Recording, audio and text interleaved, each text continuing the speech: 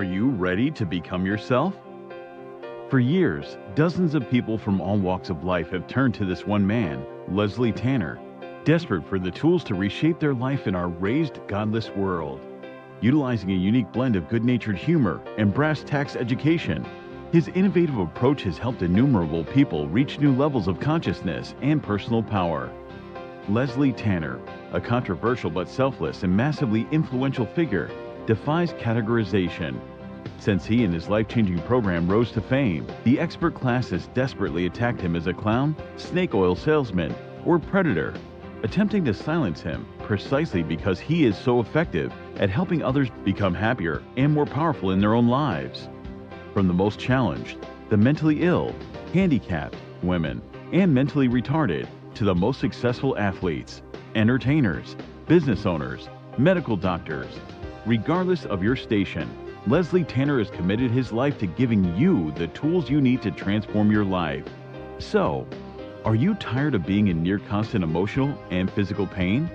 If you could snap your fingers and have $1 million, would you do it? Is there a you buried deep inside whose power and will yearn to be expressed? It's a whole life-changing program. If they get half of what I got out of this program, they're going to have a much happier life. It was fun. I really loved doing the program. I loved learning about myself. It was just amazing. So if you have an interest in transforming your life once and for all, come along. I have so much to show you. In a moment, you'll have the opportunity to call the number you'll see on the screen and speak to me, Leslie Tanner, directly. Together, we'll tackle the most critical issues related to unlocking your true individual power and reaching your fullest potential. Let today be the first day of the rest of your life. Welcome to Explorations.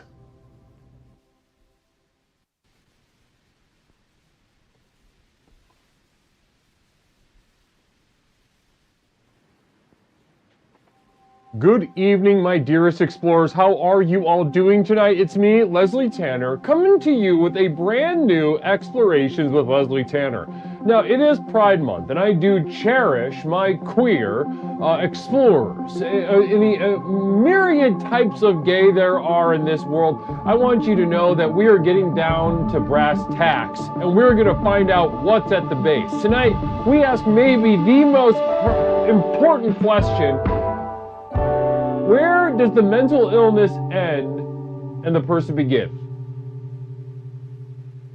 Namaste, everybody. How are we all doing tonight? It's wonderful to be with you. It's me, Leslie Tanner, host, creator, and founder of the most effective personal power program in the country, Explorations with Leslie Tanner, the program with which we explore the universe, both inside and out, to unlock and unleash the true potential and the true power coursing through our veins. I do believe that you have this power. I believe that it is your power by virtue of your being. It is your birthright by being of this universe.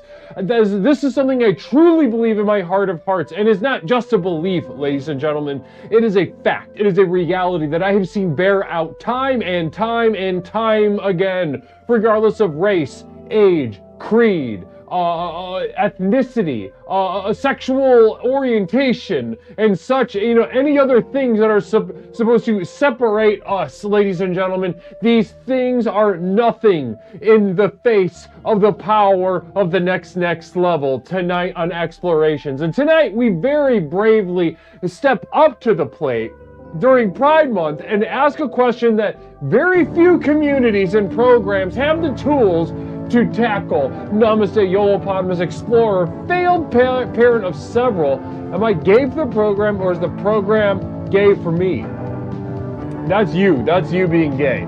Yolopotamus, easiest question in the world. Yolopotamus is gay. Namaste, Nindinu, Leslie is gay for the program. That's true. If I could make gay love, straight love, if you could see the kind of love that I would make to the program, if the program was a person with a vagina, with some sort of other hole that I could penetrate with my penis and other parts of my body, we'd have to create a new thing, a even worse thing, to express my lust for the power of the next level and providing the world the tools by which to transform their lives via the power of the next level. Namaste to you. I wish all my gay, mentally ill friends would call in tonight. Well, that's that's such a fun, and that is that right there, ladies and gentlemen. That right there, nothing from 1LT Mudkip. Namaste.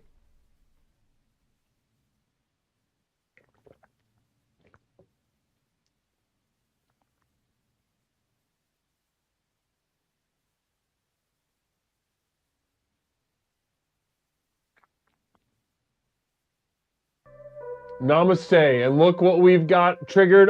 1LT Mudkip saying toot toot, send that train on by. It's time for a Jazz Express, everybody. I know we're excited to get started, but let's make room for some jazz.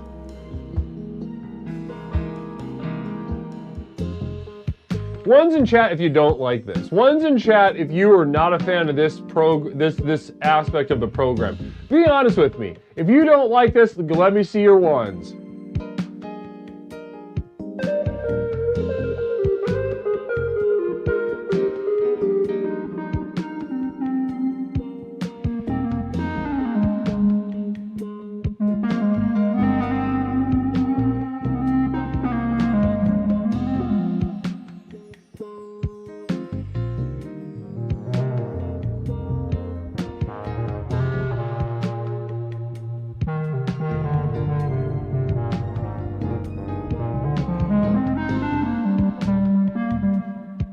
Namaste. It is wonderful. Yes, it is supposed to be on YouTube.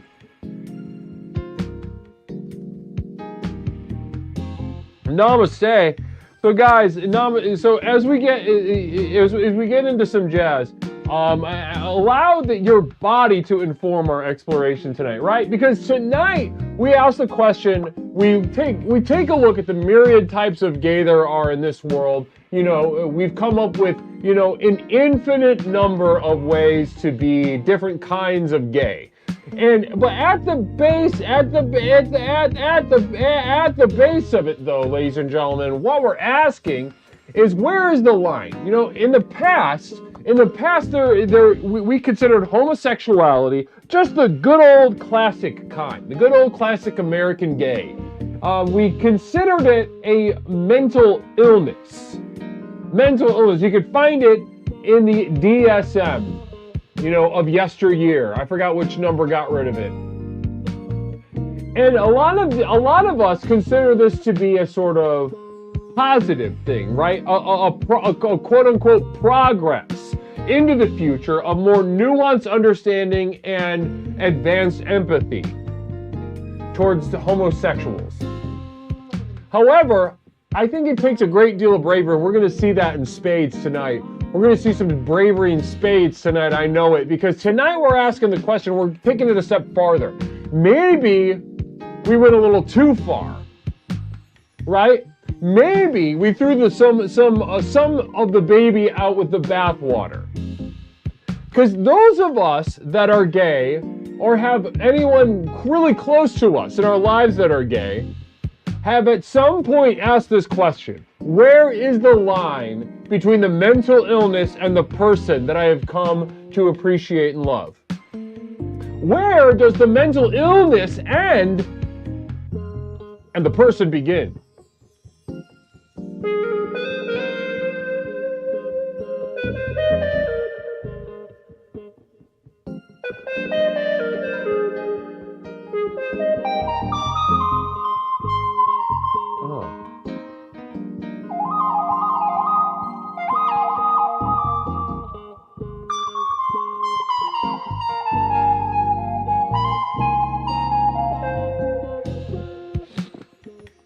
Banana Ravioli, namaste, and welcome on in. Blessings to you. Get well soon, gays, from 551-713-1313. Namaste to you. Thank you for joining. Guys, so that's what we're getting into tonight. And as we sort of dwell with the jazz a little bit, keep in mind, ladies and gentlemen, keep in mind that don't just answer this with your mind, right? Because too often I see many of you relying on your intellectual faculties. right? And that's the thing though, the next level isn't the province of intellectual pursuit. It is the province of humanity, right? And we got to answer with our body, right? We got to search our body for that answer. So, okay, Leslie, that sounds fine. What exactly do we mean? What do I mean about answering the question, where does the mental illness end and the person begin? What are some ways that the body could answer this question? Well, first of all, you could just go ahead and look at a picture of just classic American gay, two fellows kissing, right? When you see that, what's one way your body could answer would be like, ew, right? I'm not going to answer in the chat because that maybe is TOS, but there are those among us who look at a picture of two fellows kissing and are like, ew, right? Yuck. That's gross. Why would anybody do that? Blah. PU, that stinks. I don't like that. Get that off my screen. That is a way that the body might answer the question, right? Now, there are those of us that the body might answer in a different way. We might picture a two fellows kiss and be like, I love this. I am sexually aroused by this. This is all invaluable information. Now, ladies and gentlemen, as we pursue this question and as we use this question to really push ourselves further along the path to unlocking our true power, the next level, as we wrestle with this classic but very difficult question, one that I know there are therapists in chat right now that are secretly just like, oh, thank God, Leslie. Thank God for Leslie. Thank God Leslie is tackling this tonight. It's been on my mind, and it's been increasingly so this month. I can name them by name. I know they're in the chat right now. They're looking at me thinking, Leslie, thank Christ for Leslie. I put in so much work as a therapist. It's so important to my life, but thank God for this man asking this question. Because I guarantee if there's a therapist, you show me a therapist, I'll show you somebody who's like, maybe we were hasty about throwing homosexuality out of the DSM. Okay? That's what I'm saying. That's what I'm saying. And you show me a gaggle of gays, and I'll show you half a gaggle of people that would agree. It is a divisive topic in and out of queer communities, and tonight we tackle exactly that. Tonight we tackle exactly that in the spirit of pride, in the spirit of the next level, in the spirit of empathy. Homosexuality, where does the mental illness end and the person begin? Tonight, so guys, let's get through some quick orders of business. First of all, P.O. Box. I've been checking my mail and I have not found anything lately. I love getting stuff from you guys though. P.O. Box 47621, Chicago, Illinois 60647. I've been checking. I got a piece of junk mail inviting me to renew my car insurance. No, I'm not going to be doing that. I will be flying without insurance here on out. A little personal point on me and my life as a man. I was like, no, if you have insurance, you plan to fail. That's that. I am manifesting success in my life this way. If you invite the insurance into your life, then you might as well just go to a Target parking lot and run over some small children. You might as well take your little 2014 Toyota Corolla and you might as well mow down a family of four. Any race. And that is the energy you invite into your life when you get something like car insurance. So I will not be partnering with auto insurance. You will never see Leslie Tanner or Explorations partner with auto insurance because this is something I take spiritually very seriously, extremely seriously. Insurance is empty assurance. That's right. That's right. That's goddamn right. And Robert Cup doesn't even drive. See, they're trying to get us. They're trying to get us. And don't let them get you. Don't become ensnared.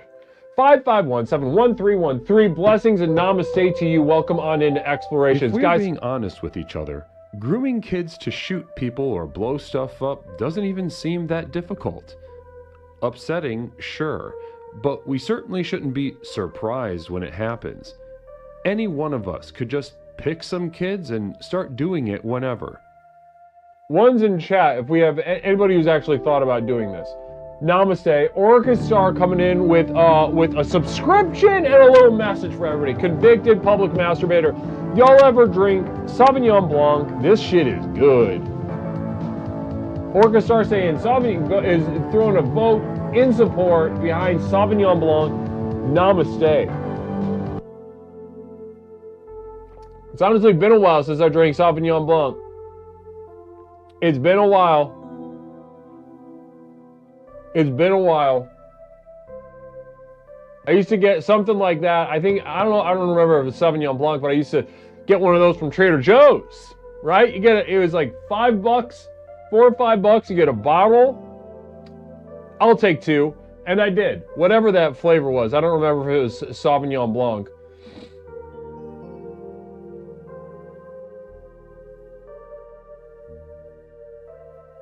Most Wisconsin residents drive without insurance. Now that is very inspiring. It makes me want to move to Wisconsin,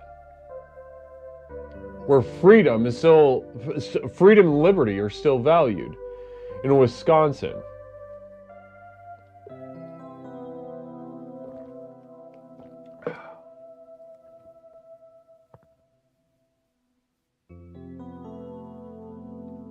Somebody told me the $2 chucks, they buy a random grapes, other wine people don't need, and make it so it's always different. Pox, namaste. Pox, namaste to you. Yeah, I look forward to the next time I get to enjoy something like that. Namaste. I appreciate you sharing your journey with us tonight, Orchestar. Thank you so much. Hitting that 42-month mark. Damn, it's almost been 4 years. Wow. Wow, wow, wow. Wow, wow, wow.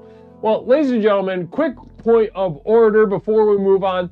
Guys, as I said, you know, I posted the schedule for the week earlier on the Discord. On the Discord server in the announcement section, you will see the schedule for the week. We covered the program works on Tuesday. We did a quick reflection, celebration of our progress, effort, achievements in the program. Now, tonight we're covering a pride-specific theme. Pride-specific theme, homosexuality. Where does the mental illness end and the person begin? Then, on this Saturday, though, ladies and gentlemen, we will be embarking on yet another private exploration with Leslie Tanner. Private exploration with Leslie Tanner. Now, in case those of you don't know, Pepperoncini, mainly Pepperoncini, I was there for a little bit of it, but Pepperoncini and I have put together a truly remarkable feat. We have put together a privately hosted streaming infrastructure by which we can host our private and intimate explorations with the community of Devoted Light. So if you are in my community of Devoted Light or considering my community of Devoted Light, maybe tonight's the night. Maybe tonight's for a couple dollars, just for a couple dollars a month, you can enjoy the private streams that we've been holding on most Saturdays of the month. Most Saturdays of the month on our private stream. Now, what are the benefits of that? You get to stream without any rules, out any TOS, away from the censorial jackals that wish to destroy the program, away from the roving AIs that tell you not to say the potty words on YouTube.com. Ladies and gentlemen, what we have accomplished over there is truly a monument that will only grow, a monument of personal power, a monument of the power yet to unfold. You get to say, free from TOS, you get to express yourself in truly unencumbered fashion. You say yes to yourself and say yes to the power of the next level. So we'll be doing that this Saturday. Some links in chat if you're interested in joining my community of Devoted Light at patreon.com. If you've got any questions, go ahead and ask anybody. Ask any of the brothers and sisters of Devoted Light in chat right now how much they like the private streams, how much they like the postcard that I send out. Holy moly, the postcard that I send out. Goodness gracious. The star menu is a work of art, says Fluxstorm Zero. Wow. And Flux ain't messing around. Flux is a very powerful young man. Is a powerful young. So when that opinion is not coming from anybody, not coming from nowhere, right?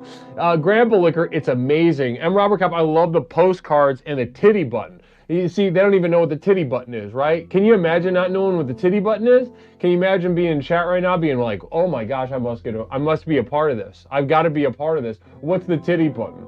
Yeah, that is so funny to me. That is so funny to me. Namaste Flux and Namaste M Robert. Blessings to you. Grandpa Liquor, Namaste to you as well. Anything worth anything has a titty button. Not Mish coming around to the program. Good to see. Setting that vibe early. She's been a real fucking handful lately. Psyduck, we'll get in a quote and then we'll open up the line. If you haven't chosen a second favorite race, I can barely describe the untapped potential inside of you. Now, yearning to be realized. Speaking of second favorite race, that was actually a theme a couple weeks ago. It was a whole exploration. We took calls, we did the chat, we devoted ourselves to choosing our second favorite races. Now, those of you that are in the chat, you might hear this for the first time and think, well, Leslie, that sounds racist. I don't know if I support that kind of thing. Was it as racist as it sounds? And yes, it was. Absolutely it was. Now the ball's in your court. How do you feel about that? How do you feel about Leslie, who you've come to trust implicitly, right? Leslie acts out of empathy. How could he possibly not act out of empathy? And he's racist? Ladies and gentlemen, we're not here to radicalize. We're not here to place more racism in anyone's heart. We are here to tap into the racism, the latent racism already there, the racism that we are afraid of. No one can deny the power of racism. That's what we're doing. And no one can deny the power of the next level. And you can even like your second favorite race. It doesn't matter. It doesn't matter. You can even like them. Most of my explorers did that night. Most of my explorers listened. Huge fans of their second favorite race. But when they truly made the list of qualities, positive and negative qualities of the races, and kind of did a little scoring thing, they found that, while they had a favorite race, then they had a runner-up.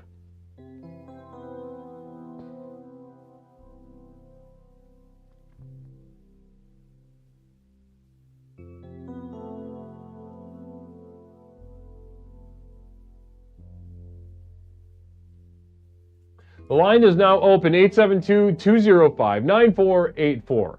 872-205-9484. Let's get down to business, everybody. Homosexuality. Where does the mental illness end and the person begin?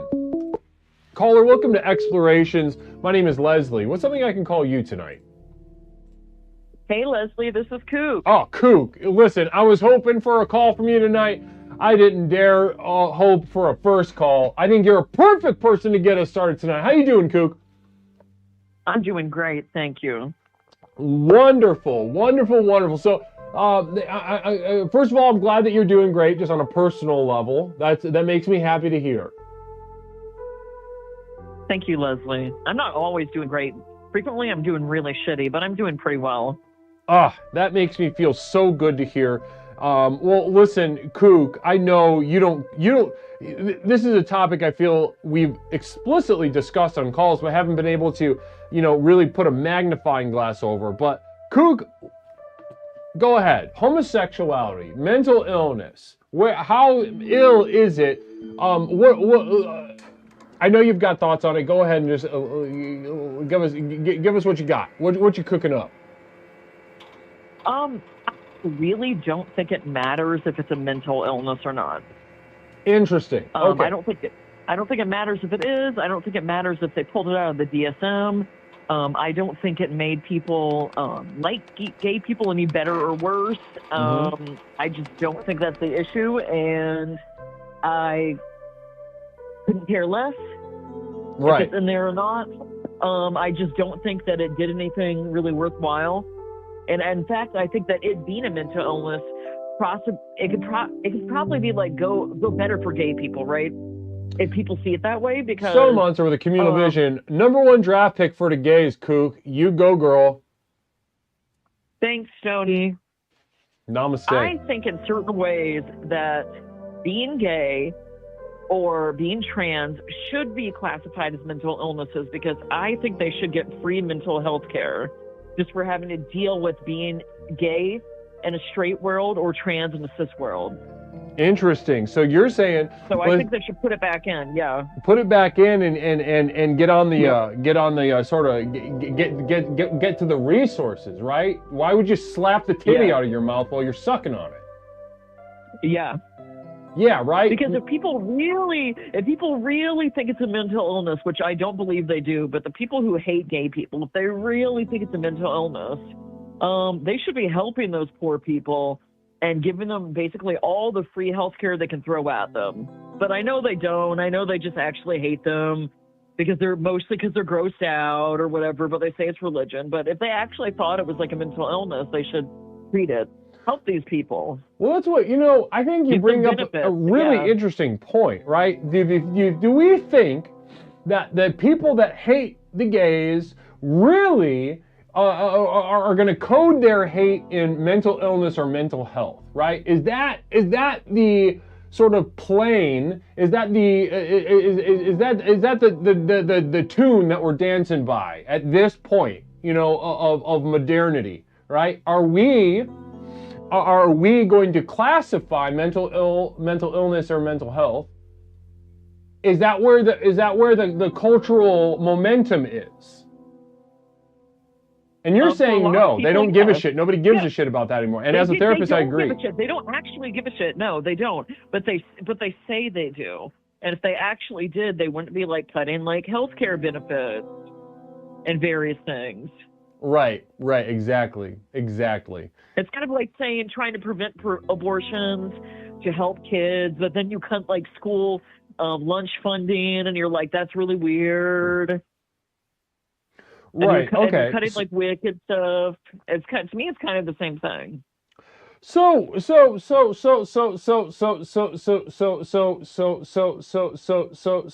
ultimately, what I'm here, so you don't care. How about, let me ask you this other question, right? Because, this is a divisive topic for a lot of the various kinds of homosexual, and I want to push you on this a little bit. You said that you don't care about whether people think it's mentally ill or not, and we explored that a little bit, but there's another aspect of that, of just the sort of social stigma of that, right?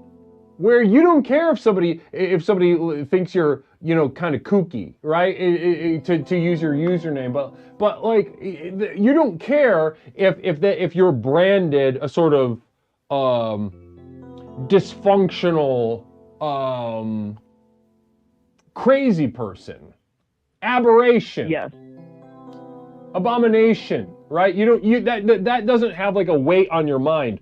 Why is that? No. I don't know. It's probably the least of my problems is being gay.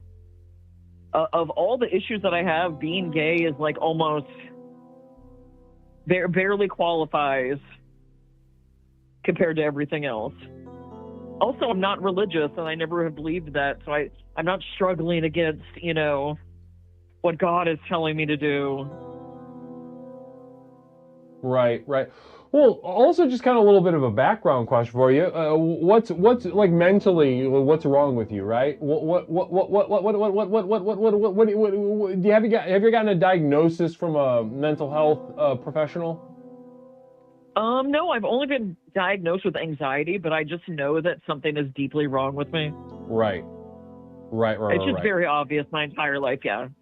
Right. And see, I think as a therapist, I think that is like maybe the greatest benefit of having any kind of diagnosis, is just the acknowledgement that something about me is fucked up.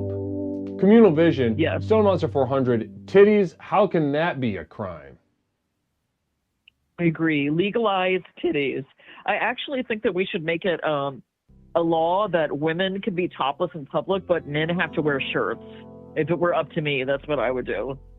So it kind of like a you'd flip the script on them, right? You'd put the fellas in the burqas, put the ladies in the give them like hot little outfits. Well, it doesn't have to be hot. They could just do what they want, but I don't want to be out and see man nipple. That should be my right to not have to see that. Right. What kind of, how does that make you feel to see a man's nipple in public? Grosses me out. Oh. It's disgusting. I'm like, why are you running without a shirt on? What do you think you're doing? What are you trying to prove? That's what I think. Oh my God. Yeah. Well, not me bring up something interesting. We just so happened to be walking in the same direction at one point a few days ago, and two men, shirtless men, all puffed up, right? They were peacocking. They were running together, and they were shirtless, both of them. Do you think that you don't like it because you are gay, and you're not sexually attracted to men? Do you think that plays a part of it at all? I don't know, because I think a lot of straight women also don't like seeing man nipple, to be honest. I think if you ask more of them, they would probably agree with you that they don't want to see a strange man's nipple, but they have no choice. Pepperoncini Communal Vision. Hi, Kook. Can you please buy me a house? I've been so nice lately. Happy Pride, girly. Sleigh boots down. Serve tea. Hunty rent-free. And that's the tweet. Okay, how does Sheen know all the slang? Where does he get that from? Probably just the internet. I don't know. It's a little suspicious. Do you think he's sneaking out? You think he's hitting he's hitting the bathhouses? I mean, that would be amazing, and that would probably just make my week, but probably not. Just watching his family crumble at the news. No, nobody's ever you'd be over here giddy, clapping like a seal. Yeah, probably. Yeah. I mean, you could be gay without crumbling your family. People hide that shit. Some men have 2-3 families that they keep up with, and then nobody finds out until the funeral. You can successfully hide being gay and not crumble your family.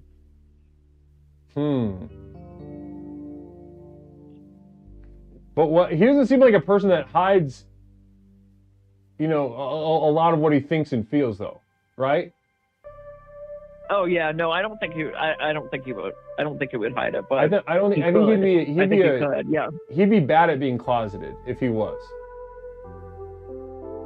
I don't think he could be closeted unless his wife is really cool. Another one. I go to the second floor women's bathroom of the Phoenix bar where all the sinks are ripped out of the wall, and then I black out and wake up.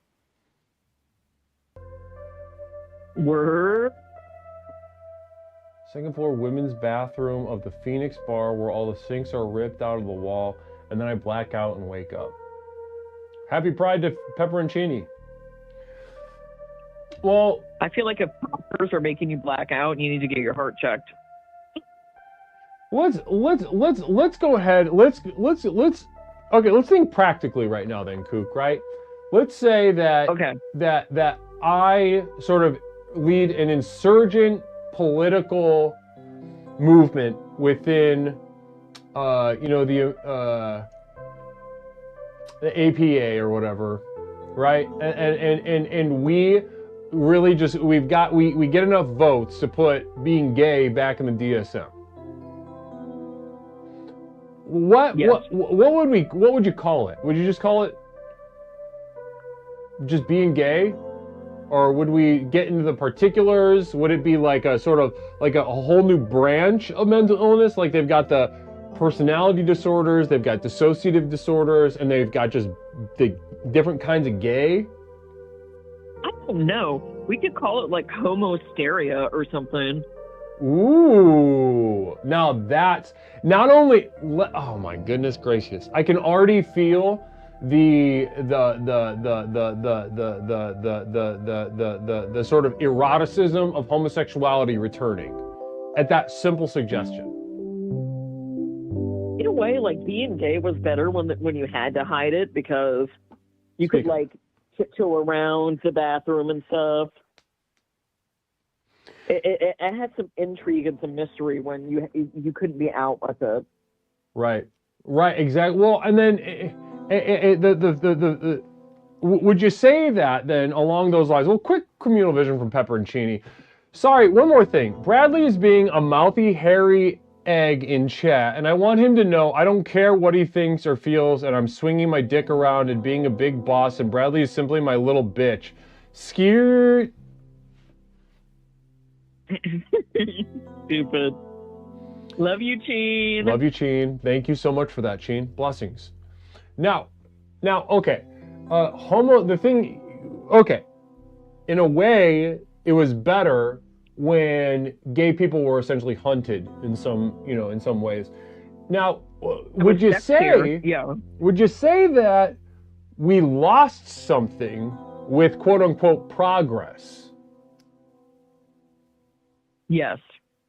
Interesting. Being gay is less sexy now. 100%. I agree with that. Because you need some of that like taboo in order to like make it sexy. Well, and luckily, for because I agree. I think we line up on this. I think that the progress in this respect has been an utter disaster in so many ways, and not the least of which is the lie that so many of us tell ourselves about how much we accept and tolerate and understand. Because truly, the bare bones of gayness being sexy, they're still there. It's just that we've buried it under layers and layers of bullshit. We call it acceptance. We call it tolerance. We call it understanding. We call it progress or civil rights, et cetera, et cetera, et cetera. But underneath there is a glowing cinder, and a lot of homosexuals, I'd love to see you respond to this. You can feel it, right? You can feel it in the air. You can feel the glowing, the glowing reactor, the sort of elephant's foot of homosexuality glowing under the earth. Do you at all resonate with what I'm sharing with you right now, Kook? Well, regarding that, I think so many more people probably used to have gay sex before it became more normalized. Because they were only doing it because they felt bad about doing it. Like, we had way more down low people before. You had like guys sneaking around and stuff. You had, in the locker room, people would be giving each other reach arounds and stuff. And now you don't do that because you don't need to do that. Right. And that's kind of sad too. Communal vision like, imagine from how technology wife like weed legalization. Yes. I preferred weed when it was ditchweed and illegal. I think wow, Kook, you're really blowing the lid off of this. This is a tremendous way to start tonight. Really setting the tone for what I'd imagine would be some people who will disagree with you throughout the evening. Nasty Red X says, I'm gay, but really I mostly just like to watch. Is this a dissociative disorder? It's called being a coward. Yeah, I would say you're just a pussy, ultimately. Yeah. I mean, let's put that in the DSM. Look at being a pussy in the DSM, bitch. I just want to say before I go, being queer is not a thing. Being queer is not a thing. Now let's clear. Go ahead, nail it. So, what do you mean by that? Because I'd imagine this is going to touch a nerve with some people in chat. Being queer, not a thing. What do you mean? The people who call themselves queer are straight people who want to feel a little bit more colorful and risque, and they're still straight. These same people never have sex with somebody of the opposite gender, but they go around calling themselves queer and acting like they're, at as much risk as people who are out there being a practicing gay. And it's weird and embarrassing. Right. And I don't believe it's actually a thing. The risk. You bring up the risk. Spicy straight, yeah. Yes. That there's got to be some sort of like material skin in the game, right? Yes. Or else Fully. these words, you know, they just don't. They're as well-meaning as they probably are on some level, that they're eradicating and sort of they're sort of disrespectful to those with a material skin in the game, like an actual risk involved. Yes, because if everyone's queer, no one is gay anymore. It's one giant umbrella where it no longer means something. Listen, Kook, let's leave it right there. I think you absolutely set this bitch off and in a really appropriate and provocative way tonight. Thank you so much for being so generous with your heart and mind tonight. Thanks, Leslie. Hey, Mish. Bye-bye. Namaste.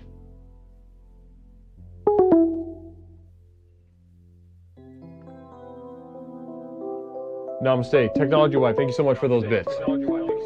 Thanks so much, sweetheart. Caller, welcome to Explorations with Leslie Tanner. My name's Leslie. What's something I can call you tonight? Hey, best friend Leslie, it's best friend Toaster. Look, it's Toaster. Namaste to Toaster. How you doing tonight, brother? Hey, about to crack open a big one. Listen to this, baby. You heard that? Did that go through? It did. I heard it. What are you cracking open tonight? Oh, I'm Schlitz, because you know they're discontinuing Schlitz, so I'm trying to drink. I'm drinking as much as I can. You know Schlitz? I've had Schlitz before. Schlitz is a more popular beer up here. Do you hear me slurping on it? I do. Are you slurping on it? Is it good? Do you like the taste? It's good. It's good. I love Schlitz. They're discontinuing it, so you heard the news, I guess.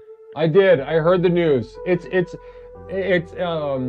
was a solid, dependable, inexpensive beer up here at the time, and we'll all sorely miss it. It's gonna be missed by me as well. It's a sad day for the Schlitz lovers. Yep, 100%. Now, Toaster, our theme tonight, as you know. Oh, here we go. Homosexuality. Where does the mental illness end and the person begin? Straight to the theme. We're not even gonna talk or anything. Sure, we could talk a little bit. Yeah. Well, what are you doing? What you up to? I'm doing the show, the program, Explorations, doing the unlocking power of the next level through various themes. Yeah. Pepperoncini. Yeah. Hi, Toaster. Are you at Snake and Jake's? Will you ever go again once the Schlitz is gone? Yo, Sheen. No, I'm driving right now. I'm driving home from the tournament. I played a Riftbound tournament. I don't know what that is. What is that? It's a card game. It's a card game. I went undefeated. So I'm. So you're celebrating with a little. I'm celebrating. What's the term? Road. Road drinking. It's like a road sody. Yeah, there we go. Thanks, Mish. What? Road what? Road sody. Road so like sody pop. Yeah. Okay. Yeah. Exactly. But yeah, good day so far. Great day so far. Yeah. So it sounds like, brother, it sounds like, you did really good at this little game that's important to you, and you succeeded, and now you're just drinking and driving in celebration. Yeah, let me take another sip while we're at the stoplight. It's good. Oh yeah, did you hear that one? I did. Did the audience hear that? That was a good one. Did that go through on the? Can we get ones in the chat? If you heard that flirt. So you're drinking and driving and watching chat. Well, I can't look at the chat right now. I'm talking to you. Right. I can't. I can't. I'm not a multitasker kind of guy. Right. For sure. So, listen, are you just heading straight home, or are you making some stops on the way home? I'm actually, funny you should say that. I am making some stops. I need to pick up some noodles. What kind of noodles? Well, Orkstar sent me some noodles, but I recently moved, and I gave her, or she still has the old address, so they got shipped to the place where I used to live, so I gotta get these noodles. But luckily, I know the owner of the other place, so it's good, kind of a good excuse to hang out with my old buddy. that I Okay, used to work with awesome. anyway. So anyway, Yeah. tonight the theme is homosexuality. Where does the mental illness end and the person begin? Do you have any homosexuals in your life, Toaster? Do I have any homosexuals in my life? Yeah. I'm trying to think. I mean, no one close. I guess if I'm having to think this much about it, but I mean, I've been in contact with them in the past. Yeah, mostly when I used to, I don't really have any friends anymore since I don't really go out. I don't really go out much. I don't work, so I don't really have I'm not being forced to interact with people. So I kind of just keep to myself these days, and I don't really talk to too many people other than really pretty much you and then Mish. Hello? Yeah, you're not even that active on your own Discord server. No, I try to stay away from that place. It's a cesspool of toxicity, in my opinion. And, Really? I try to keep a back seat to that. Right. So if you could wow, that's unfortunate to hear, Toaster. It's rough. It's a scary place. But yeah, that's So you don't I guess you don't have any yeah. active homosexuals in your life right now. No active homosexuals in my life at the moment. That I am aware of.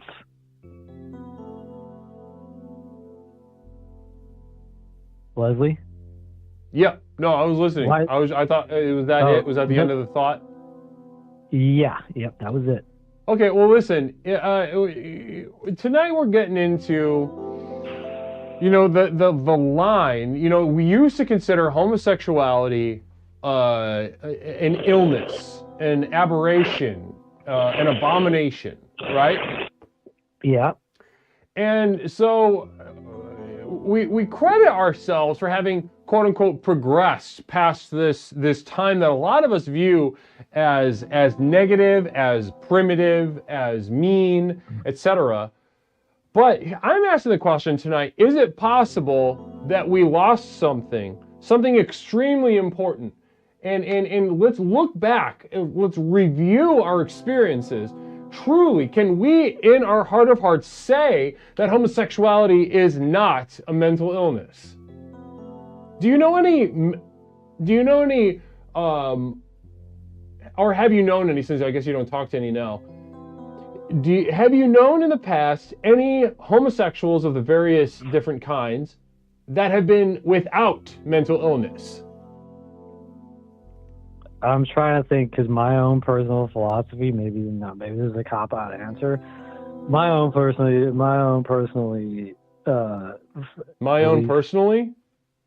I mean,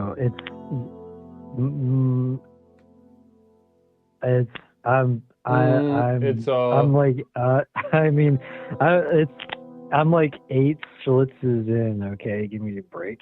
How about maybe? Leslie?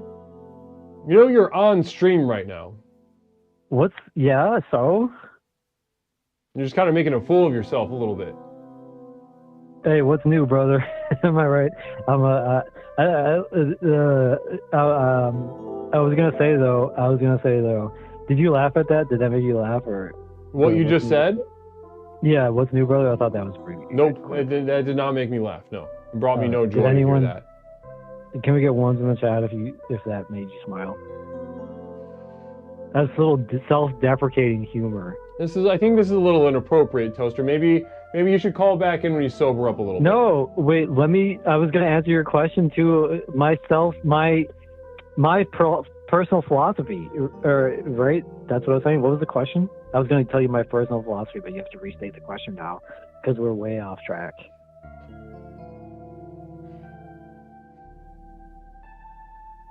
Have you ever known any gay people that weren't mentally ill?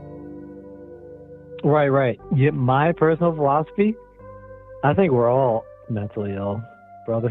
No, that's not true.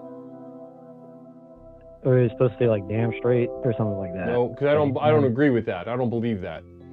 Where's Technology Wife with a single bit? I laughed a little lit toaster. Okay, a little lit. I like that. That's good. So, all right. What's your personal philosophy? I just said it. That's your whole philosophy? That's what you live your life by? That phrase? Yeah, that I idea? think I think that'll get you far. That like answers a lot of questions if you live by that philosophy. Like, think about it. Okay? If you're ever wondering why someone did something, you know, we're all a little mentally ill, you know? That explains it. You ever wonder like no, why? We're not. If we're all ill, then no one's ill. Well, but there's no rule saying that we can't all be ill, though. Who said that was a rule? If we're all like, and where's Michaela been? I haven't heard Michaela call in like damn near a month. It seems like over a month. I've been wanting to get my Michaela fix. yeah, I don't know. Michaela has had a touch and go relationship with the community. I think she's afraid of her own penis, in a matter of speaking. Oh gosh, I mean, we're all mentally ill, am I right? I mean, she is. We're all not. I'm not, but she is for sure. Okay, Leslie. Okay, well, I'm gonna let you go. I know you got a lot of calls on the way, and you got a show to go. Listen, yeah, Toaster. I think let's go ahead and end this call. Yeah, let's go ahead and call it here. Because I think you should call back in. Tonight's an important night. It's very brave of me to bring this up in the first place, and you're kind of being disrespectful right now, calling up this inebriated. I personally think it's cool that you're drinking and driving, but aside from that, I think you're not giving us your best.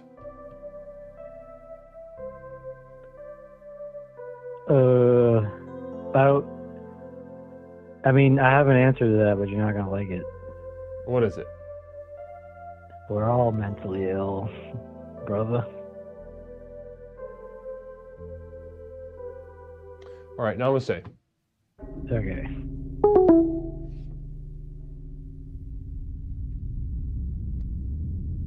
Hopefully next time, if Toaster calls again tonight, hopefully he, drinks a little bit of coffee, splash some cold water on his face.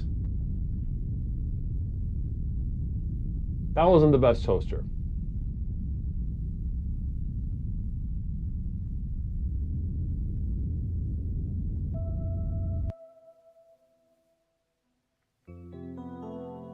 And if tonight was, if the theme was grab ass, the theme was, locker room grab ass, joke around, laugh around as best friends. If that was the theme, then he nailed it, right?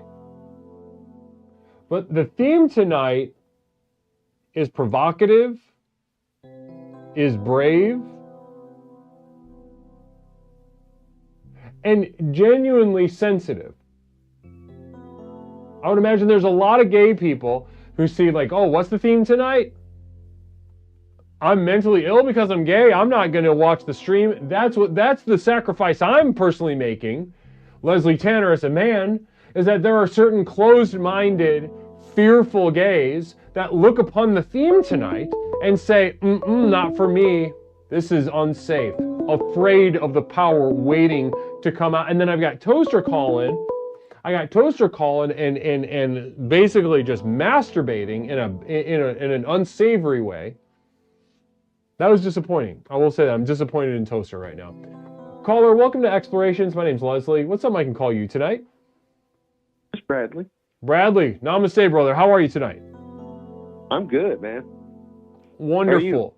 Wonderful to hear. Guys, it's Bradley. Bradley calling back. I'm glad that you've been making yourself a regular occurrence over here, brother. I'm trying. I know. I appreciate it, though. I want you to know that. Now, Listen, I saw you going off in chat. I know you've got some thoughts, some feelings, some opinions. So let's just start with you. Exactly. You've heard the discussion so far tonight. Homosexuality. Where does the mental illness end and the person begin? Go ahead. What are some of the thoughts that you've had so far? Some of the reactions. Okay, so calling homosexuality a mental illness, I don't think that's right. For one, and I can explain that. But I do want to say this before I forget. That call with Toaster, man, Toaster toasted. That's fucking toasty. That was a great call, man. And I think your whole chat loved that shit. That was awesome. Yeah, I know. And I hope he makes it home safe. I know what you're saying. It was, not normal Toaster, but damn, getting to see a non-normal Toaster is kind of cool, man. So I'll just leave it at that. Well, listen, don't get me wrong. I enjoy hanging out with Toaster in that respect from time to time. It can be very fun. He's letting loose. It's fun, but he knows that's the thing is on some level, he understands how kind of sensitive a theme like this is tonight. And I think this is a part of Toaster that I really struggle with. He wants to contribute, he wants to unlock his power, but he does these kind of destructive things like this. Yeah, but let's give him a little grace. Every now and then you got to fuck up sometimes, just a little grace. I suppose. And that's okay. Listen, he knows how I feel. Well, hopefully, if we get another call from him, we maybe turn the page and get to really talk to him about the theme tonight. But I'm not holding my breath. We'll see. We'll see how it goes. Yeah. Well, I get you, man. I hear what you're saying. That's crazy. Well, listen, you said something that it really did pique my interest. This business about homosexuality being. Well, what was it that you said? You said I don't think it's not a mental illness. It's a choice. It's a choice. So I've got people in my family, my sister, my cousin, that have homosexual lifestyles, right? So they're not mentally ill. One's a successful nurse and one's a successful entrepreneur. So it's a choice. It's not a mental illness. It's a choice. And so for us to judge those people in that way, I think is wrong. It's to me, it's a better way to look at it like, well, that's not what I choose, and I don't think it's normal, really, in normal life. No, that's but true. I'm very glad that you brought that point up. It's not normal. It won't. Absolutely not. That's a hard fucking life, man. Are you gay? No. Well, me either. But it'd be difficult to classify my sexuality. Right now, I don't have sex, but in my day, in my day of expression, there wasn't nothing was off limits for me. But continue. Well, yeah. I prefer vagina, but if I'm watching porn, and do I want to watch someone with a small non-erect penis having sex with a woman? No, I want to watch porn with a big erect fucking penis. So does that make me gay? Brother, well, I don't know. I'm right there with you. I don't know. Big erect penis is what we all want to have, right? So right. Does that make you gay? Exactly. Everybody, can we get some ones in chat, please? If you just want to, do you want a little soft penis or do you want a big, fat, hard penis? Yeah. Ones for little and soft, twos for huge and hard. Let's do a poll. Man. Let's do a poll. I'm going to do a poll based on what you just said. Okay. Well, it's fucking true. Well, I know, that's what I'm saying. I think it's going to be a provocative poll. You want to watch a guy you can't relate to, Pepper and Jeannie says? A guy I can't relate to. Oh, because Pepperoncini's. Oh, Yeah, I'd rather watch somebody I can't relate to than make a porn myself, because nobody wants to see my penis. Yeah. Hooker Pie saying, I see big dicks as a deformity. Wow. Really? Yeah. I mean, that's not common. Most people don't have big dicks. That's true. But I mean, those guys aren't on any porn sites. You know, you don't watch that kind of shit. Otherwise, you're filming your own shit. You know what I mean? And you don't see that kind of Which stuff. I have. But Communal Vision, Pepperoncini, I'm saying you can't have a big hard penis. You personally. I think he's saying your penis is small. Well, that's true. I'm not sure how he knows that, but that, whatever. He's got cameras. He's in the walls. Which would you prefer to have? Soft, small, hard, huge? Go ahead and answer the poll in chat. Answer the poll. That's right. Now, Amish Slam, give me all of it. That's not an option. You have to pick one of the two. You don't get to be a greedy little pig at the buffet on this one. You gotta pick one. We're at war. Pick a side.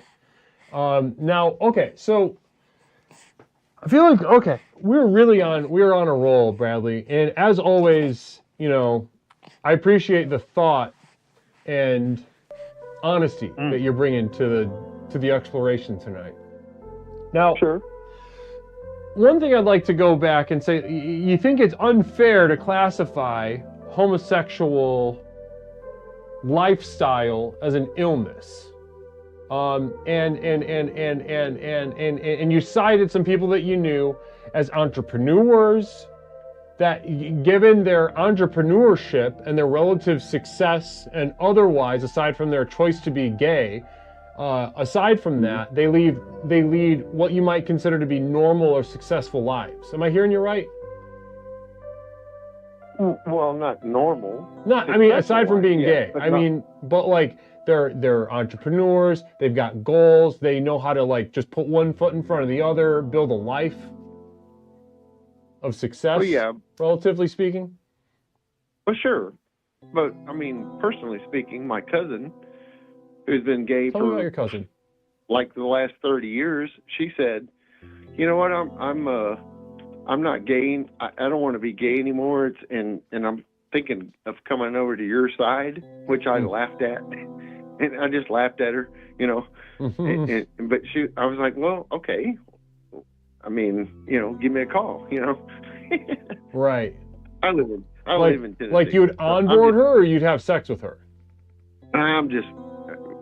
No, I wouldn't have sex. I know. I was just kidding. I know. I wouldn't clock you as somebody who'd have sex with your cousin.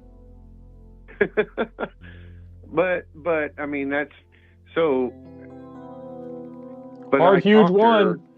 Point one for Bradley. Bradley was right. You want a hard huge cock. You don't want a soft small cock. No shit. Exactly. Yeah. Everybody agrees with you. And you know what? That means everybody's gay. You like big hard cocks, you're gay. Well, that makes that makes you gay then. Hell yeah. Okay, so gay being a choice. So then let's go back to this. If okay. I want to get back to this mental illness thing. So you think that it's there's something sort of and I know I can already hear your answer, but I want you to really bear this out for me. That it's unfair to label people who are able to achieve certain things and make certain choices. It's unfair to label them as mentally ill to some degree, right?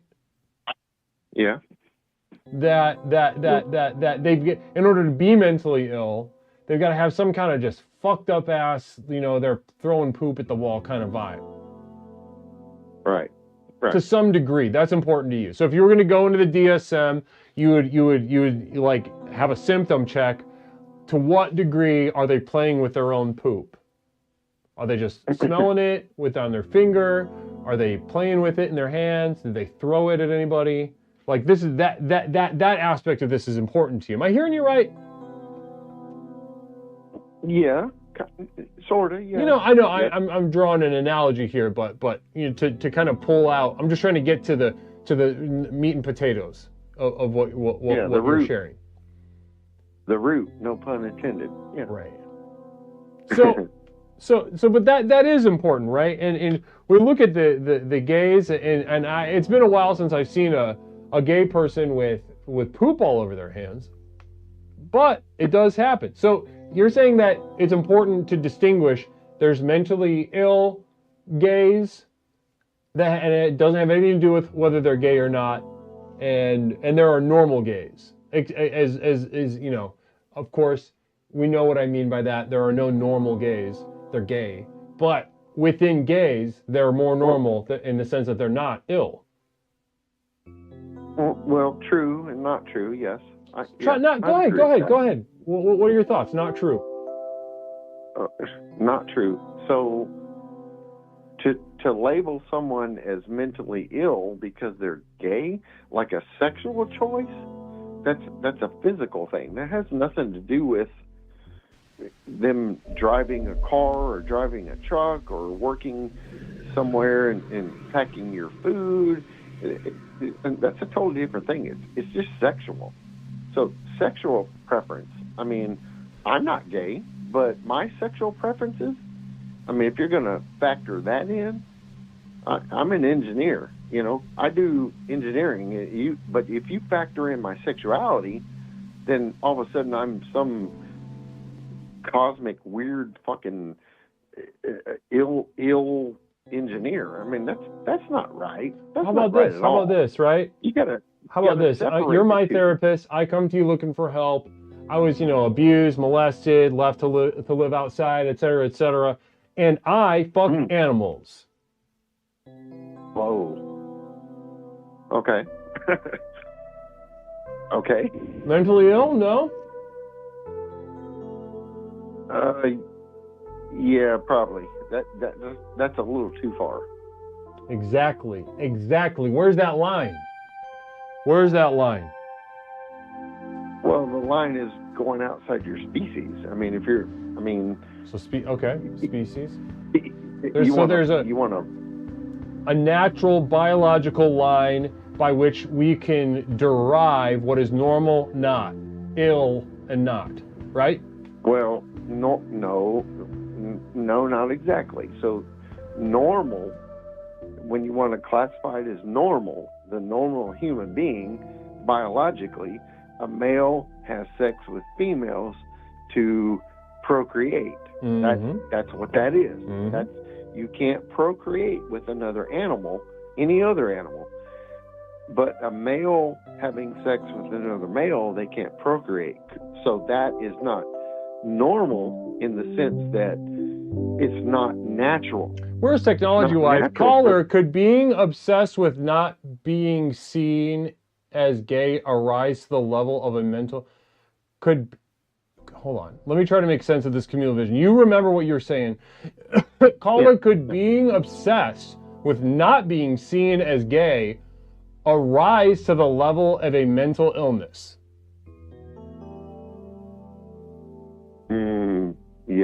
Yeah.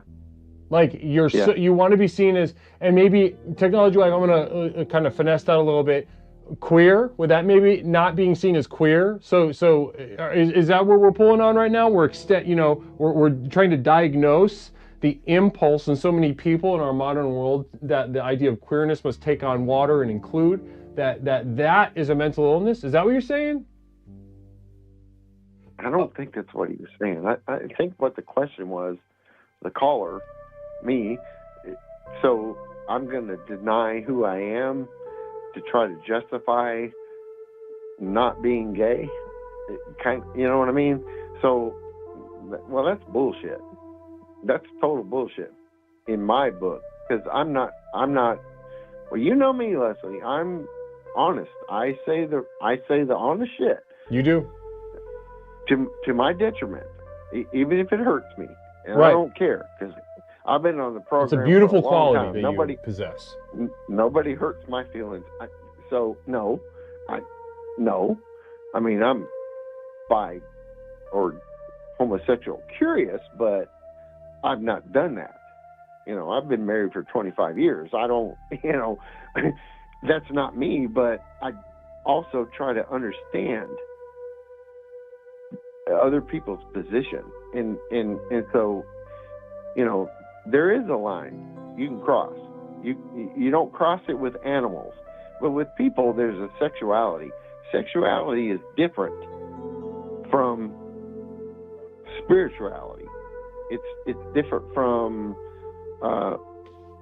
the social norm, right? That's what we're talking about. Is it a mental illness, or is it just you're just different from social norms? So, and people have to categorize you. I don't believe in categorizing people. I think you take the individual and you talk to them and you say, well, you know, what do you feel? Well, I prefer a big hard penis over a flaccid penis. Well, that doesn't make you gay. That don't make you gay, but do you want that penis in your anus? Well, you're a male. Well, that kind of makes you gay, right? Well, okay, but does it feel good to you? Well, Bradley, you're contradicting yourself in a couple ways. One, you said that it was gay. You said that preferring hard, huge cock, in fact, was gay. You said that earlier. You're right. Well, okay, that was probably sarcasm. Oh, so that was just a little joke. Ultimately, you don't believe that. Kind of. Yeah, kind of. I mean, I have trouble. Yeah, I have trouble yeah, telling what's a joke sometimes. It was a joke. It was a joke. That was not my joke. That was somebody else. But yeah, sorry. Oh, no need to apologize. I'm just clarifying. But then there's also this. You're not a label guy, but then also that you held my hand through the classification of a certain label, gay guy. Gay guy? Yeah, you said. You remember you said I'm not a label guy. I just like to talk to people and about their experience. And then you said, but do you like cock and do you want it in your ass? Then you're gay. Oh, okay. So the gay. So that's a label. Okay, it sounds like a label to me. Well, I guess it is. But well, okay. So I'll label myself. Let me clarify what I'm saying. I am a lesbian. I love. Namaste. pussy. Bradley, thank you so much for joining us. I appreciate that. Let's just end on that note. Beautiful note to end on. Any final little message for the chat? Yes. Don't judge people. Love them for who they are. Don't judge people. All right. Namaste. Bye. Don't judge people. Bradley, come on. Scarb, good to see you. Scarboni, namaste. I shouldn't have gave Bradley that final little message.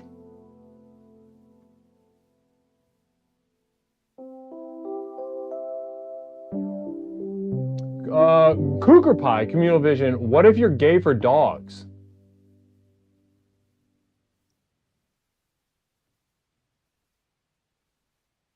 Yusuf, namaste to you. Thank you.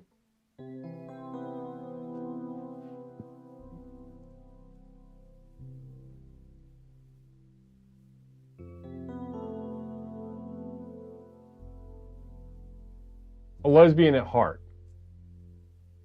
An essentialist. We got into essentialism just the other night.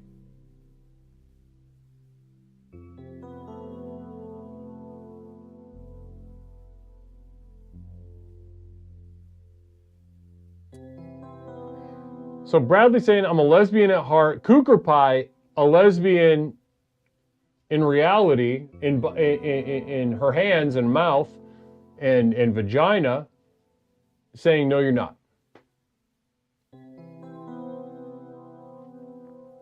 Listen, Bradley. I wasn't just pushing you to push you, Bradley. I was pushing you because A, I believe in you. B, the ways in which you contradict yourself and sort of assemble meaning in this sort of what might be considered a logically inconsistent way. It is very human, and it is expression of your power as a man. When I point out these inconsistencies, I mean to push them, I mean to point at them, but I don't mean to resolve them. I never mean to resolve them. I would never resolve you. I will never resolve you. That is a guarantee I make to every single explorer in chat. Gay or straight or whatever. I will never resolve you.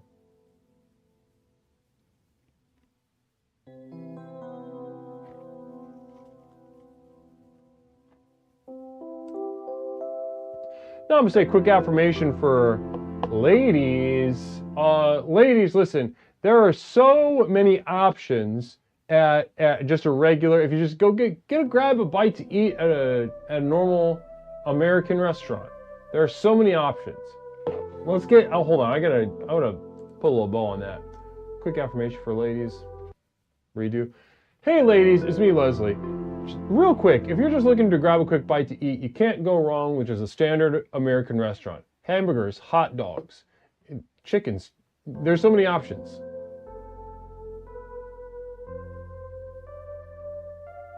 Namaste, where's Technology Wife? Hopefully that was helpful for you as a woman. Salisbury steak. Vita loved that. Vita, good to see you, Vita. How are you? Namaste to you.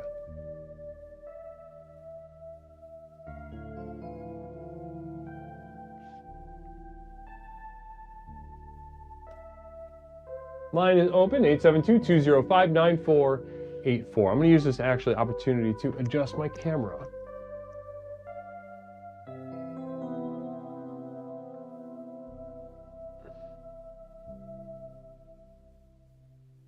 The wrong one. Oh, that's the right one. Why is it being all silly?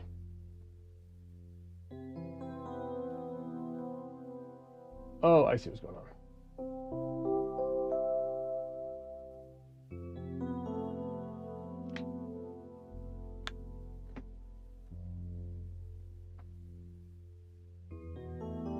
I see what's going on. Pull this whole fucking thing back.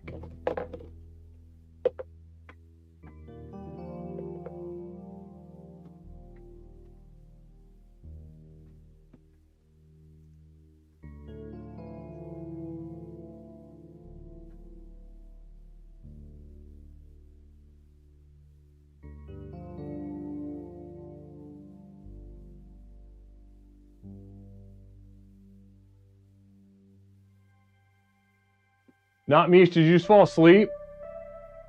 There we go. Now I can sit up straight. Holy moly. Haha. I knew it. Not me fall asleep, everybody. Everybody LOL. I could feel, I could hear her phone drop out of her hand onto the ground and it made a clatter. That's how I knew she fell asleep. Namaste.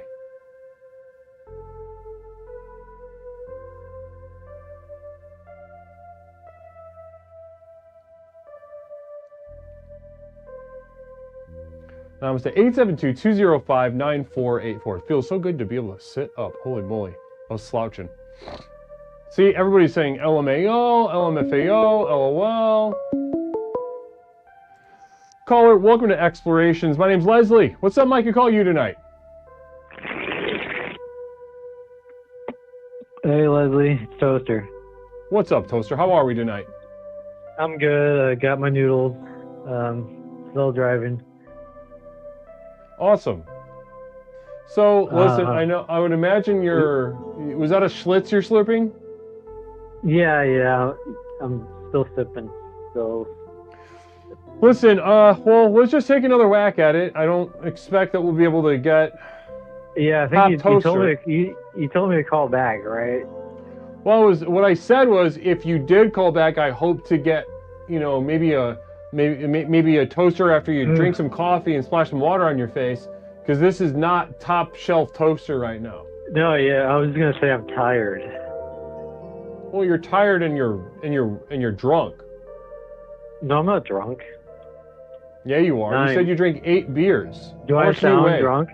Do I sound drunk right now? You do, and also I know for a fact that you are in a pretty much continual calorie deficit. What is that supposed to mean?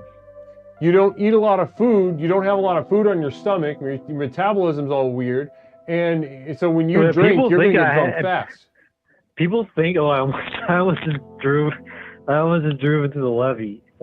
No, people think I have a eating disorder. I didn't say that. I wouldn't say that. Okay, but I'm just saying, like, something is going on, because you said that whatever you just said, and then other people think I have an eating disorder. So something's going on with that. Do you? Well, how does that feel? Let's try that. Let's try that shirt on. How does it? The idea of having an eating disorder. How does it feel? I mean, the idea. How does it feel that other people think I have one, or like, do you want me to like put my mind in? Do you want me to make believe that I actually do have an eating disorder and tell you how that feels? What? What exactly? What exactly is the question? And you want me to like pretend like I have an eating disorder and tell you how I act? What is it? Well, let's skip it. Is being gay mentally? Is that a mental illness? Wait. Oh my God, that guy's going so fast. Oh my God. That wasn't even me being drunk. That guy was going crazy fast. Like, even to a normal person, that would be way too fast. But I'm not even drunk. Or I didn't even. Wait, hello? Yep. Yeah. What's the question? Is being gay a mental illness, in your opinion? We're all mentally ill, brother. That's my personal philosophy. Huh? I cannot do this again. What do you think about that?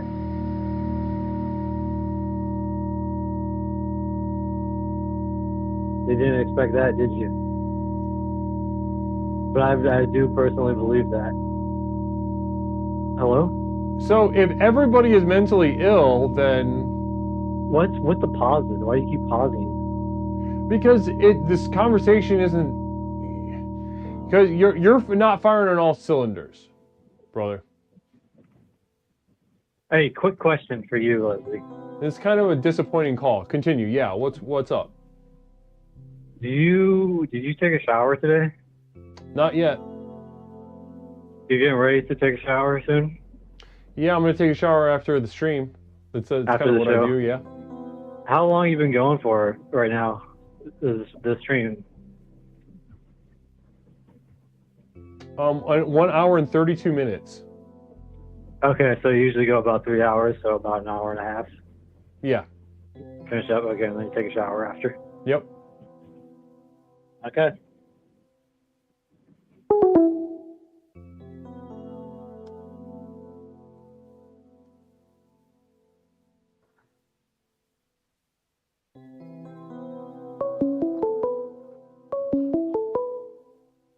Caller, welcome to Explorations. My name's Leslie. What's something I could call you tonight? Leslie, it's Lenny. Lenny, how are you? I hate to disappoint you, but it is Lenny. Yep, I hear you. How you doing? Doing great. How are you? How's my best little brother doing? Oh, I'm your only little brother, but I'm doing My only little brother. Well, that makes you the best by default. All right. Okay. Yeah, I'm just doing the show, doing the program. Feeling good? You look like shit. Lenny, listen, if you're going to call up, I'm going to ask that you participate in the theme tonight. Tonight we're exploring homosexuality. Where does the mental illness end and the person begin? You're asking me? Yeah. Homosexuality is a sin. Okay, speak on that.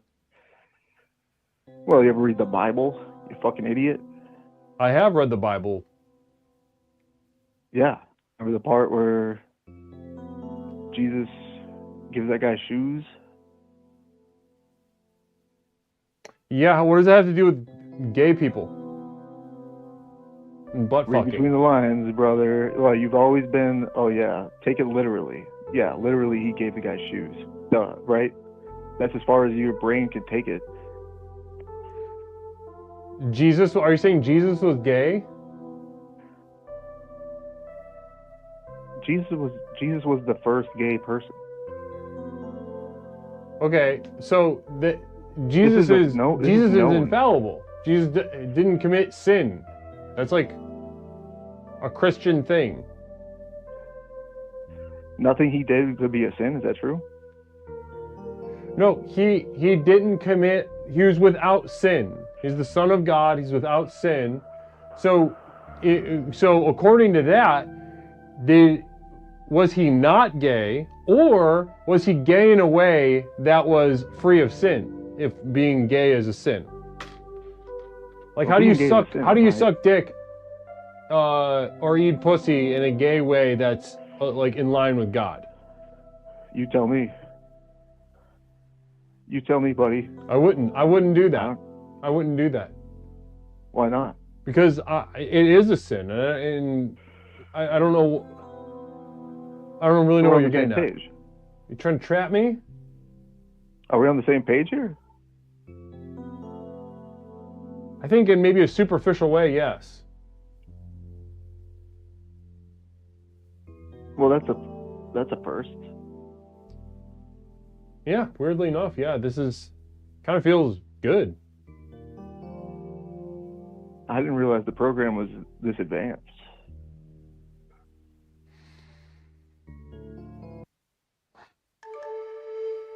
Poorer from the chat says celibate gay. The only way to be gay and, in accordance with God's will is to be celibate. What do you think about that?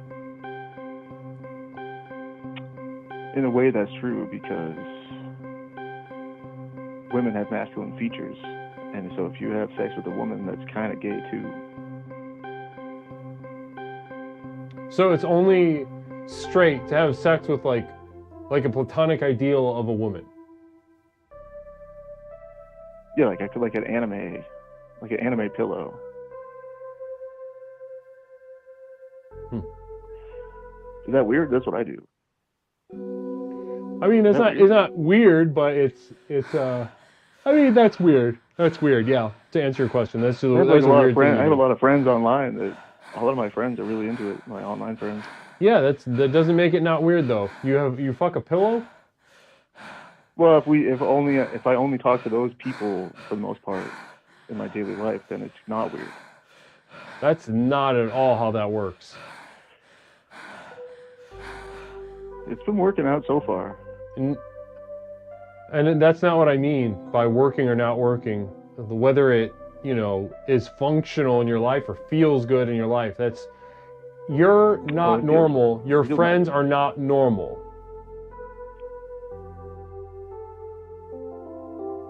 Turds of Paradise, now I'm saying welcome on in. I would go as far as to say, point one for the gays, what you are is worse than being gay.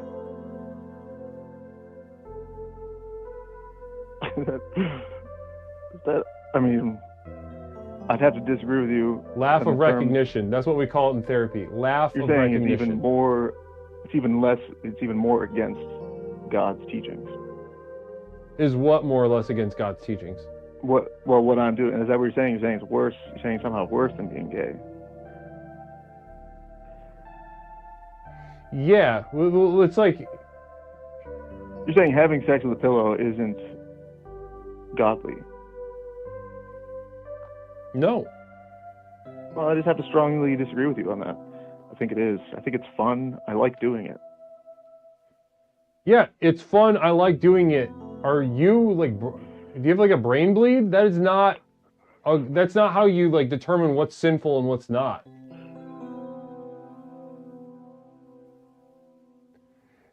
Can you imagine God coming down from heaven, apocalypse, judging everybody, and he says, what you're doing is sinful, and you shrug and you say, but it feels good and I like it.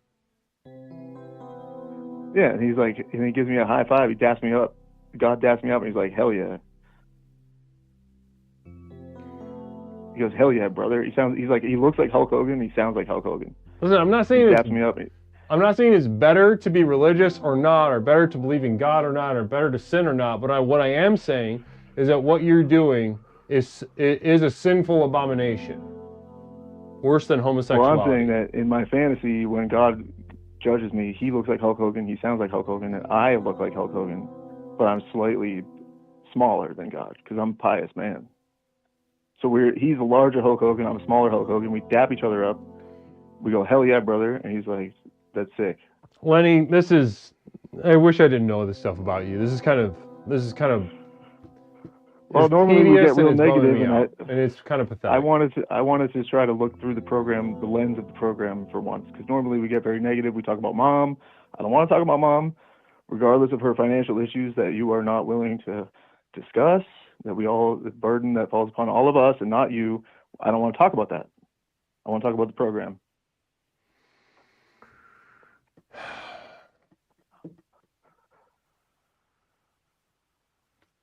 Now, normally I get real negative and someone terminates me. And frankly, I'm surprised that hasn't happened yet. Right, I know. I'm kind of also surprised. In their wallet. I mean, what are they all on drugs? They all what happened? Oh man, somebody did it. 872-205-9484. So who terminated him? Hey. Quick heed for fresh memes.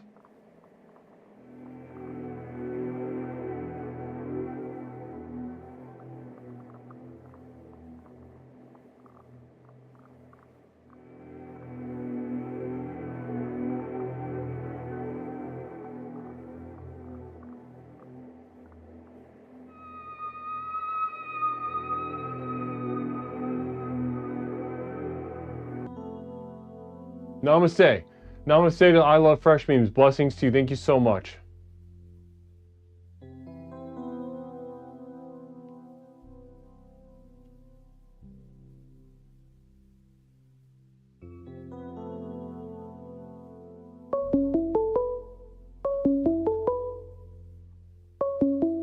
Caller, welcome to Explorations with Leslie Tanner. My name is Leslie. What is something I can call you tonight? Nigel. Nigel, how are we tonight, brother? Hello, I'm doing good. How are you, Guru? I'm doing good. I'm doing good, Nigel. Thank you for asking. I'm having a pretty fun night with the community tonight. A pretty robust topic, if I say so myself. Excellent. Have you been able to watch any part of the program tonight, Nigel? Yes, I've caught parts of it, and I'm doing some meal prep and shower, that kind of stuff. Yeah, getting ready for the rest of the week and everything. Yep. Yeah. Well, listen, Nigel, I think tonight's a good night for you to call in. I reckon you probably have some thoughts in leading to around tonight's theme. As I've said a couple times already tonight, our theme tonight is homosexuality. Where does the mental illness end and the person begin? So let's just start there with you, Nigel. Do you have any homosexuals in your life? Not at the moment. Previous places I've lived, I've had friends who are homosexuals. That term doesn't get used a lot anymore. I remember in the 90s and stuff, like I don't think Sean Hannity was on TV, but maybe like one of those Fox News guys. And they'd have people calling in and going on about that these homosexuals. Right. It's kind of in some ways it feels like an antiquated term, huh? Antiquated. A little bit, right? It's harkening back to us to yesteryear in some ways, huh? Yeah, it does. It does. And so how did it feel then to just use that term just now, like the way you did? How'd that feel?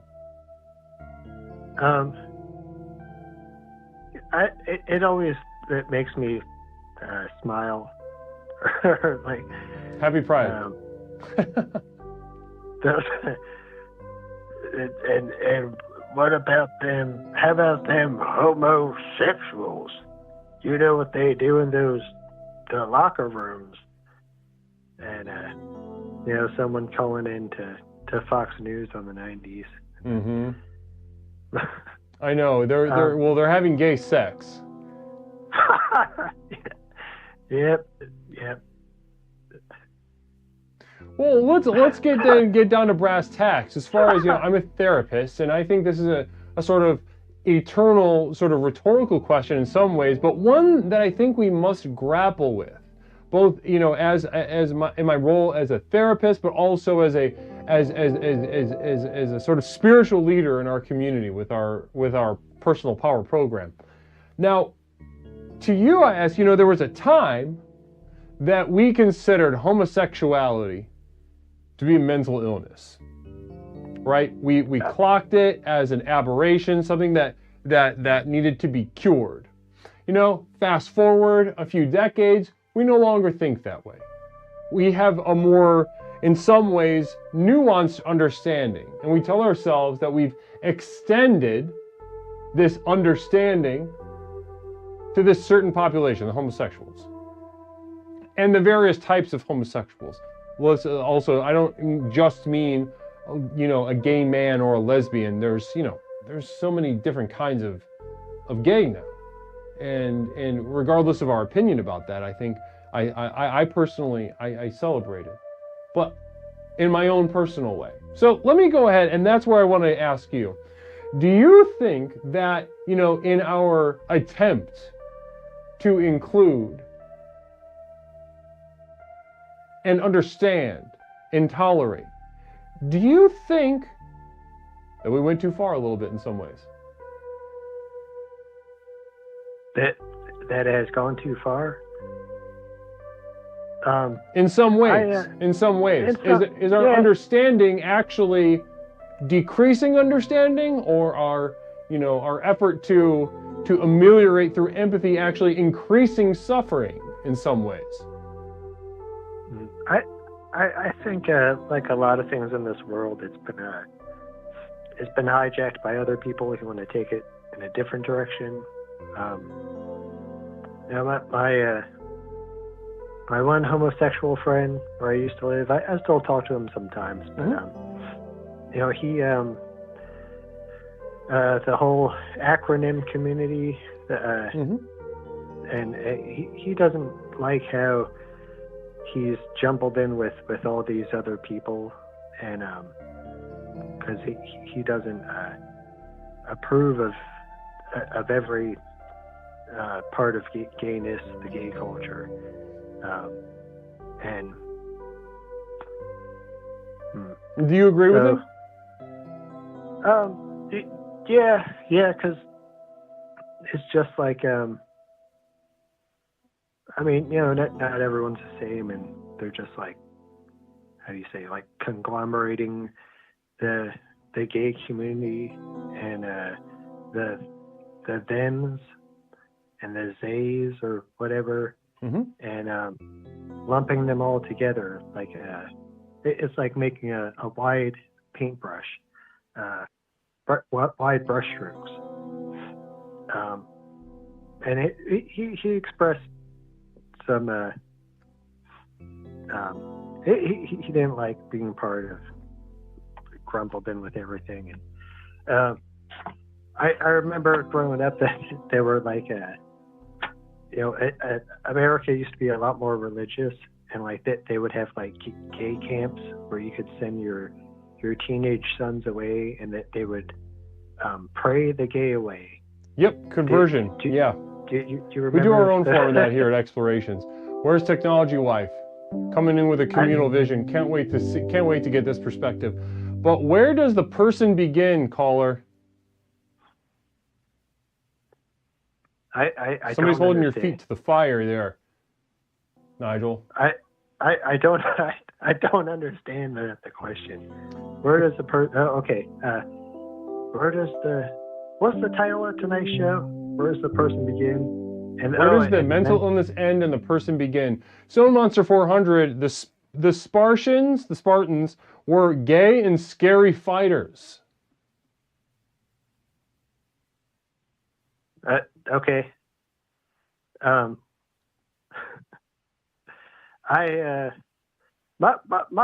personal thoughts on this is that there's been a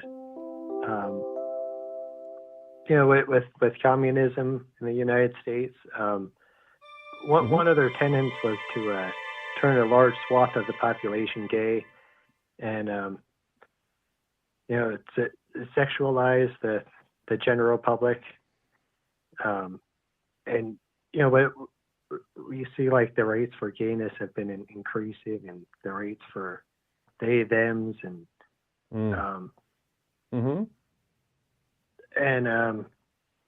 for the reason to do this would be for population control to lower birth rates and what have you. And sort of, I would say, I would imagine part of their is to, part of the plan would be if I'm putting myself in a communist position, right, and I'm taking the stance that if I increase the number of gays, I will defeat them. That maybe they're thinking like, oh, quick affirmation for days. If you're looking to get your libido up, I consider just a little bit of fermented cabbage, a little bit of fermented, not the Korean kind, that'll make it worse. I'm talking a good old American style kimchi, it's cumchi. And that's with human cum. You ferment that, and that will get your libido going like an ancient primitive caveman times. Only for days though. Should communist countries have more gay people then?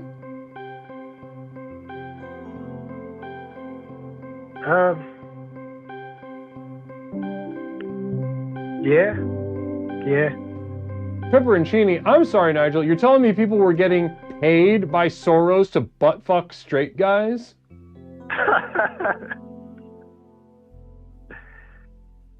I never said people were getting paid.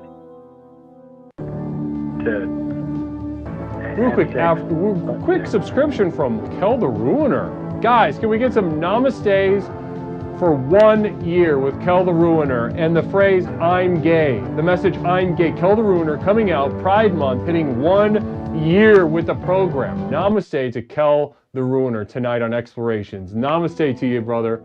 1 year. Blessings. Thank you so much.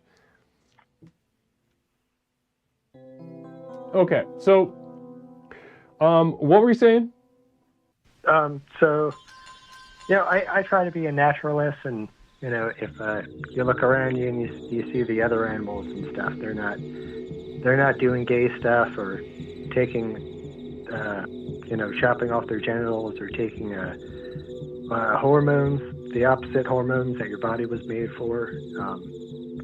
A lot of times these people they'll get cancer in 5 years of taking this shit because your body is not made to take the opposite of what it's supposed.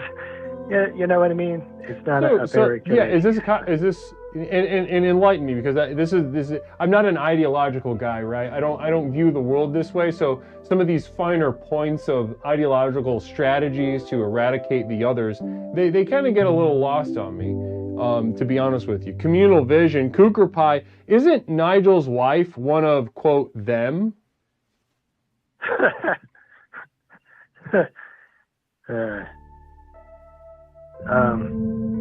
No, I was talking about they thems,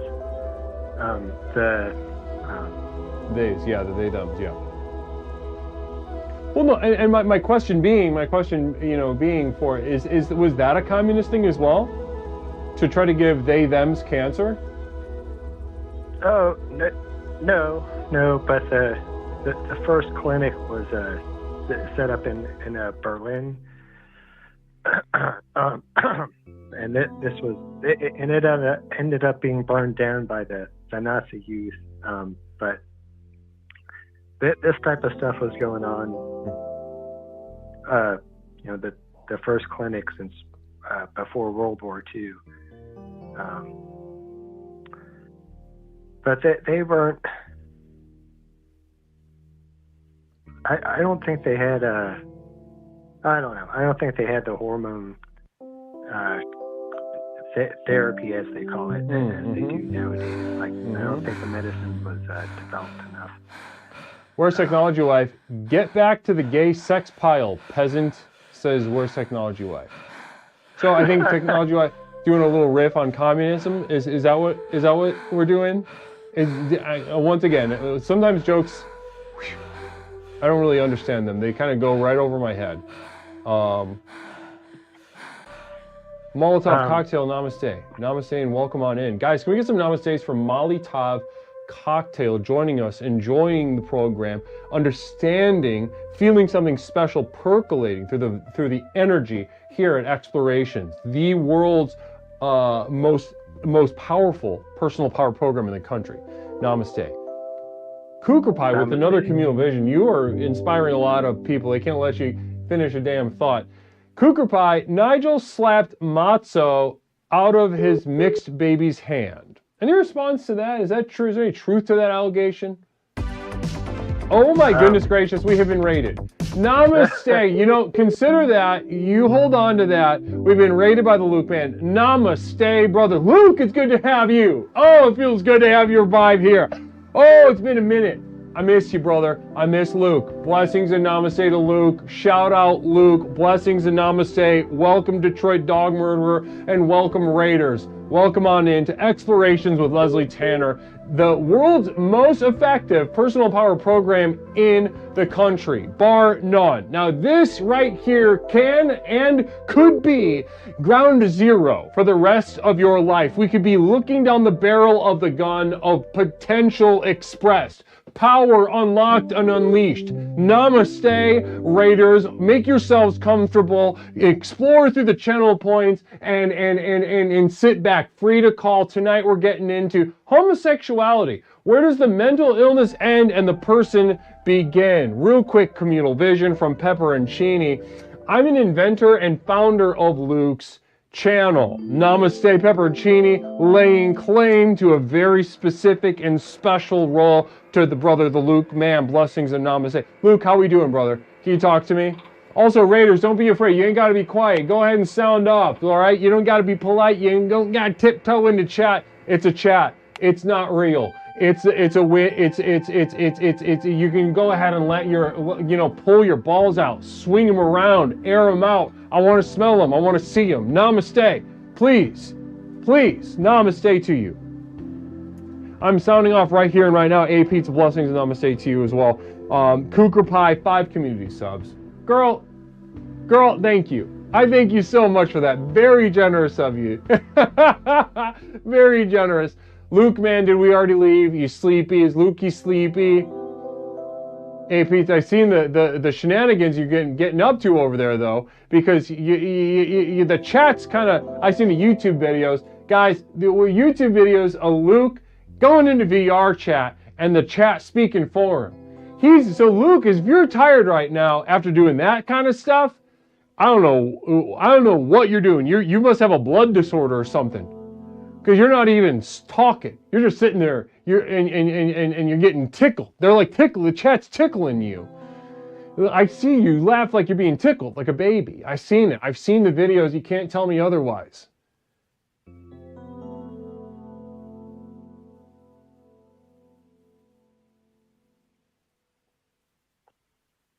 Okay, well, listen, Raiders, welcome on in. Tonight we're getting into homosexuality. Where does the mental illness end and the person begin? We're getting into this for Pride Month. It's been a very provocative and very productive theme tonight. Grandpa Liquor, 200 bits, namaste to you. There are lots of examples of animals having gay relationships. Gender swapping occurs in nature too. A male seahorse can get pregnant. What's your response? Well, we're not seahorses. and we're not what was that one chimpanzee that been Bobo or some shit that the gay chimp. Oh my goodness gracious. Anyway, I think if you're gay, you're doing your ancestors an injustice. You're kind of like spitting in their face for all the sacrifices that they made, because you're a branch on a tree. And I didn't see it. Namaste. Keep going. If you don't grow and carry on your genetics, if you don't replicate yourself, it's just like a tree branch. That's the end. Namaste. And your whole family tree is down the shitter. And your ancestors, they've been through famine and drought, and they went up against the wilderness and fought through wars and shit. They fought so hard so you could be a homosexual. Namaste, Where's Technology Wife? 5 community subs. 5 community subs from Where's Technology Wife, and then we've got 10 community subs again from Technology Wife, and a termination from Pepperoncini. Have a beautiful night, Nigel. Namaste. Blessings to the community. Namaste to Technology Wife, Cooker Pie, Pepperoncini, Cooker Pie with a communal vision. Technology Wife also donated some subs, Leslie. And then Not Mish popped, my roommate popped her head in here and said, you didn't thank Technology Wife. Well, first of all, what a beautiful lesson, an opportunity for growth in a very specific sense, in a Leslian sense, to be, to give something and to not be acknowledged, not be thanked. To have your efforts absorbed into the universe, having not been noticed in the slightest sense, receiving nothing back for your greatest efforts. You show me a more poignant lesson than that right there. But namaste also to you, Where's Technology Wife?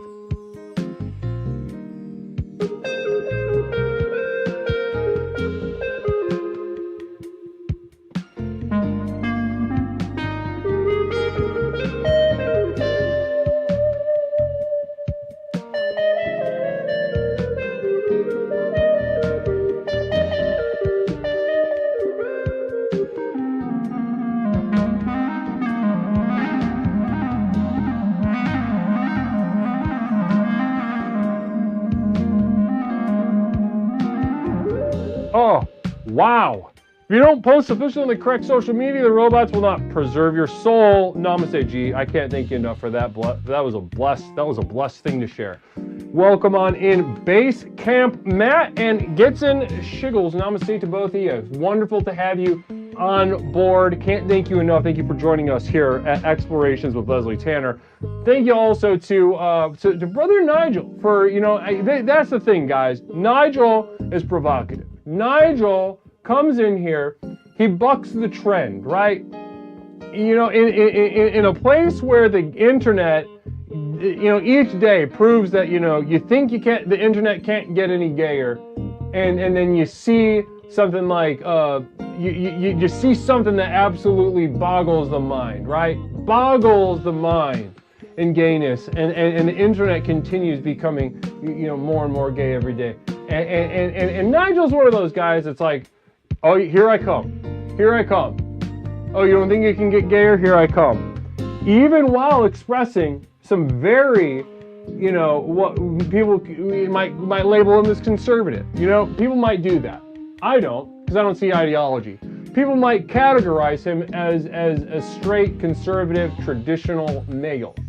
He's got a family. He questions the official count of the Holocaust, and he's here to say that, here I am. Explorations with Leslie Tanner has given me the power to express myself, has given me the tools of transformation. Yes, across the board. Yes, across the board. There is nobody. I say yes to humanity. I say yes to humanity in all its forms. It's called empathy. It's called therapy. It's called I'm a therapist. It's called I'm a guru. It's called believing in humanity. Namaste.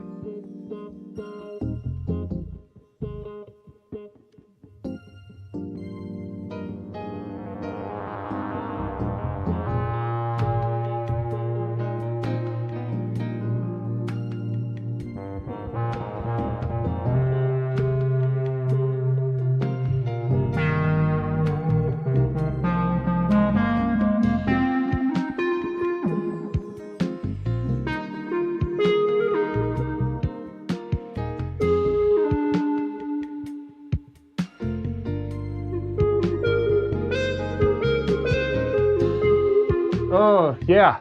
The government inspired gay bombs. Technology is out there to make the public homosexual. Nigel, how did you not bring that up in the damn call? Nigel here dropping some like massive truth bombs in the chat. The government invented gay bombs, and yet you didn't bring that up in the call. What the fuck? How could you hoard information like that to yourself? You know people aren't ready. You know people need to hear your viewpoint. Selfish of you, in my opinion.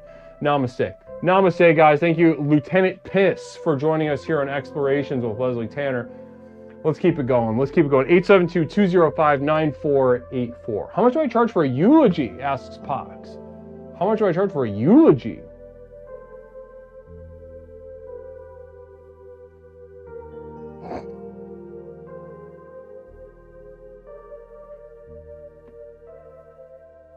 I would say about $500 plus travel. You get me to the funeral, $500, cash in hand before I go to the pulpit, and then I will deliver the most poignant eulogy you've ever heard in your life. There is not a single soul in the room of that funeral home or funeral service. There will not be a single soul present that will deny the truth of my words, the efficacy of my empathy. That I guarantee. Eulogy, $500.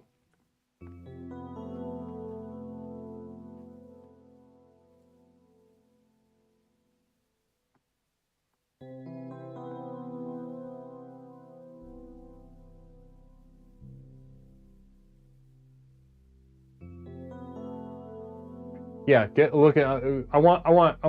listen, I can do weddings. I can legally do weddings. I can do weddings.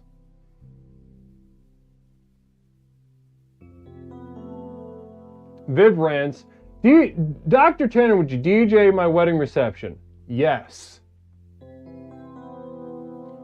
After officiating?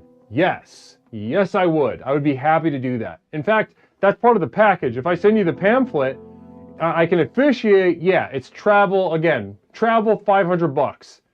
But honestly, you get a discount if you let me DJ. It's $300 if you let me DJ the reception. Because I love DJing.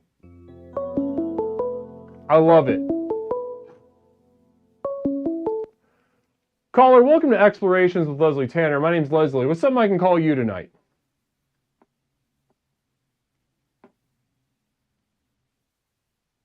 Hello? Hello, caller, are you there? Hey, Leslie, it's Pox. Pox, good to hear from you, brother. Wonderful to hear. Oh, somebody asked $50,000 for speaking engagements. That's my corporate rate. Right.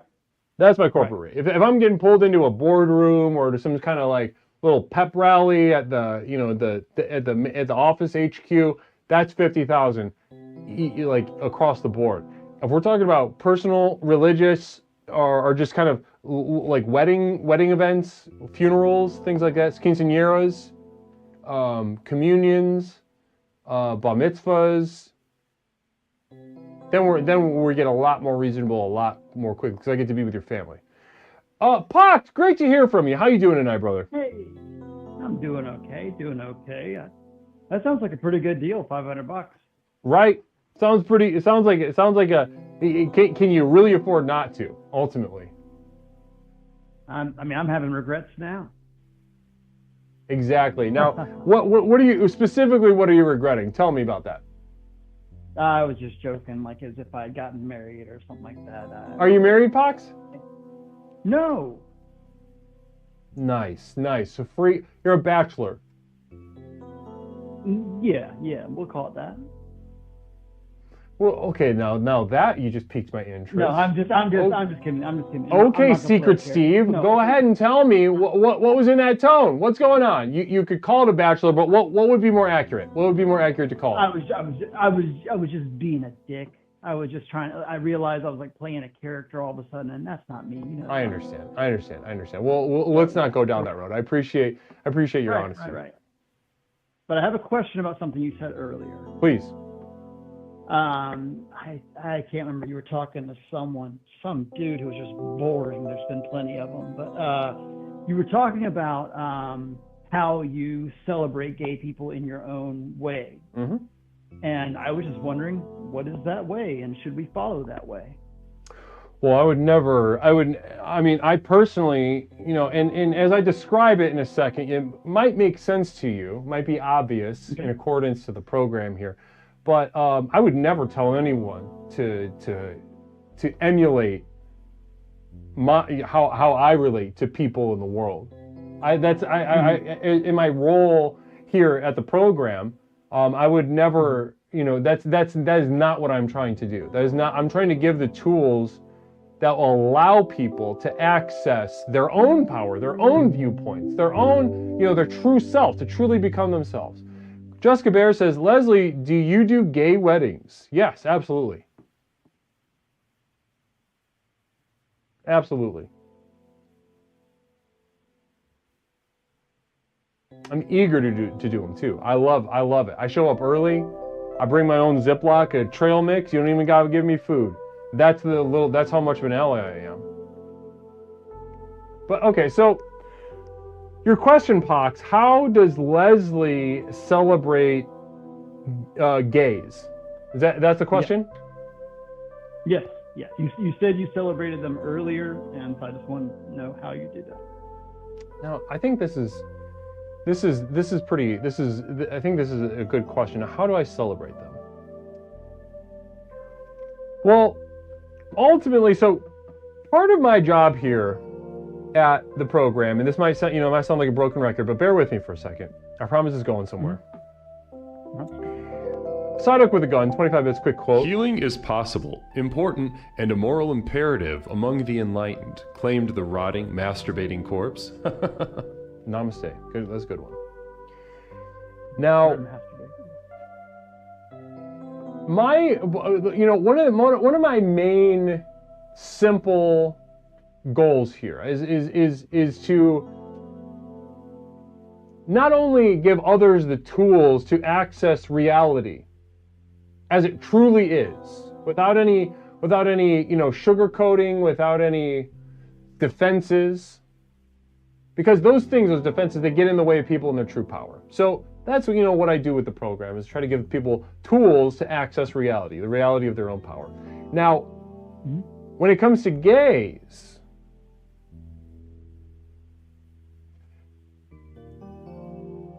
I guess one way that you could characterize my celebration of them is that I don't treat them any differently. Good. I don't treat them any differently. I see them as they truly are. And often, what makes us so brave, and unfortunately, I don't like saying that I'm brave for doing this, but in our social circumstances, I am brave to say that those of us, and you might agree with me here, Pox, that those of us that are willing to see the person underneath the labels, the person that has an experience, and use empathy to access that experience, that this would make us brave in most circles. Right. Would you agree with that? Would you say that you agree with that so far? So far, so good. Don't treat them differently.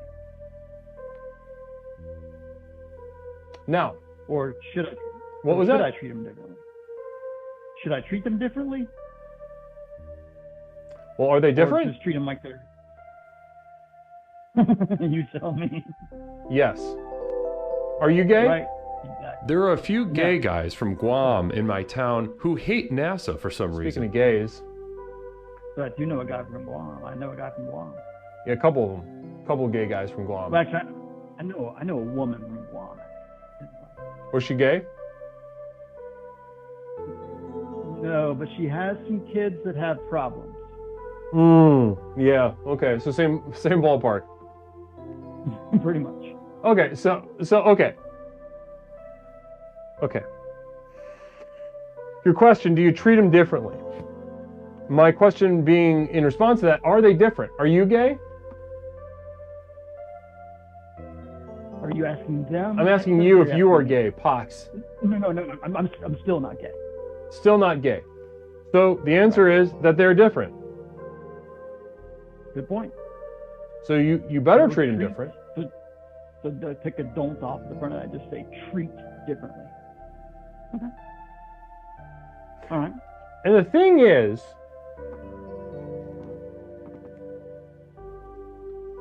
that's it. That's it. Okay. Access who they are, what they are, without any sugarcoating, without any defense. Now, as a role as a therapist, I'm forced to see, you know, the homosexual as rife with disorder, rife with illness. Is it all their fault? No. Is it all their responsibility? I would never say that. Because I don't think it's, I would never cure anyone. I would never resolve anyone.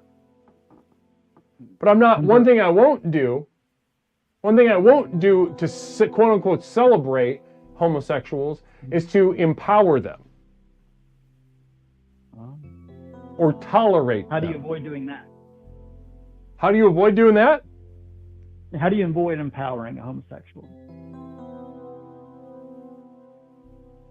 How do you avoid empowering a homosexual? Now that's a $10 question right there. How do you avoid empowering a homosexual? Well, it's interesting because it's a very simple question with a very simple answer, right? It's not a powerful position to be in. And if you just talk to them, it's like, wow. What would I give you to empower you? Sounds like there's you're in a tough spot, right? Exactly. Sorry, I'm just being emotional. So my point being, though, to empower them would be to lie to them. And yeah, right now it's Pride. We're talking about gay people, right? We're having some fun. We're communing, and it's a lot of fun. However, this can be applied to any sort of aberrational way of being, right?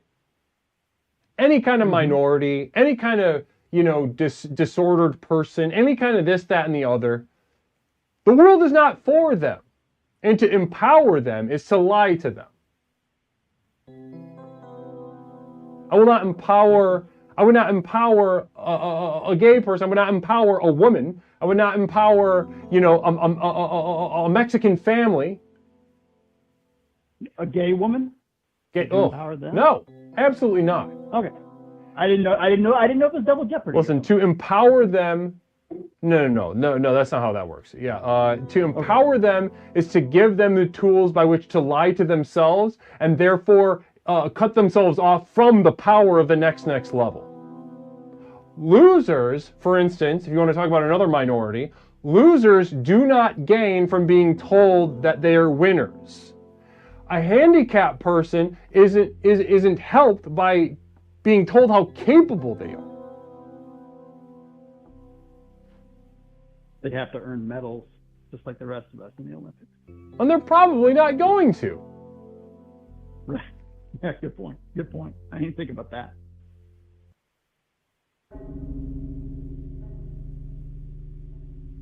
I celebrate them by being with them. I celebrate them by seeing them. I celebrate them by not lying to them. I celebrate them by giving them the tools of transformation.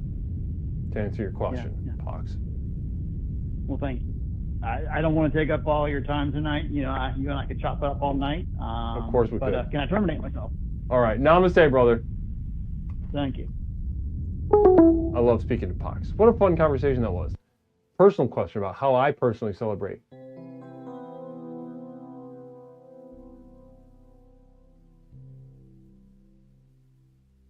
You know how I celebrate a gay person?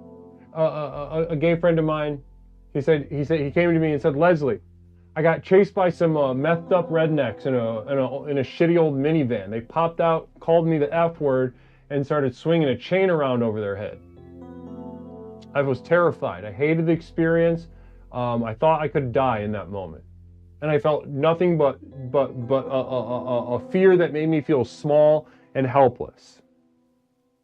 I thought the world could be better than what it is, and I'm losing faith. I'm losing faith in a fundamental way that, you know, it shocks me even right now. You know how I celebrate that person at that moment? Oof, damn. That's it. Shit.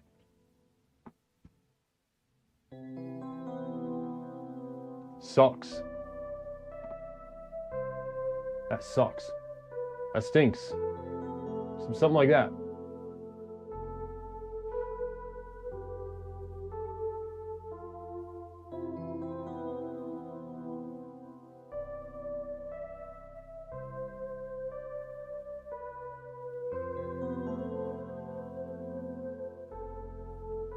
I love that same random encounter in GTA 5. Namaste. Well, guys, listen, I gotta take a piss. We'll come back, take a couple more calls. Sit tight. A couple words about my community of devoted light. We'll be doing another exploration this Saturday evening, private exploration for my community of devoted light. If you're interested in joining for a couple dollars a month, you can access our sort of off-the-grid private exploration infrastructure by which we are able to explore much more robustly the program as it was meant to be on our private server. Namaste, everybody. A couple words about how to join that tonight, and I'm going to take a piss, guys. I'll be right back tonight. Homosexuality, where does the mental illness end and the person begin? Namaste, guys. I'll be right back in just a moment after I pee-pee.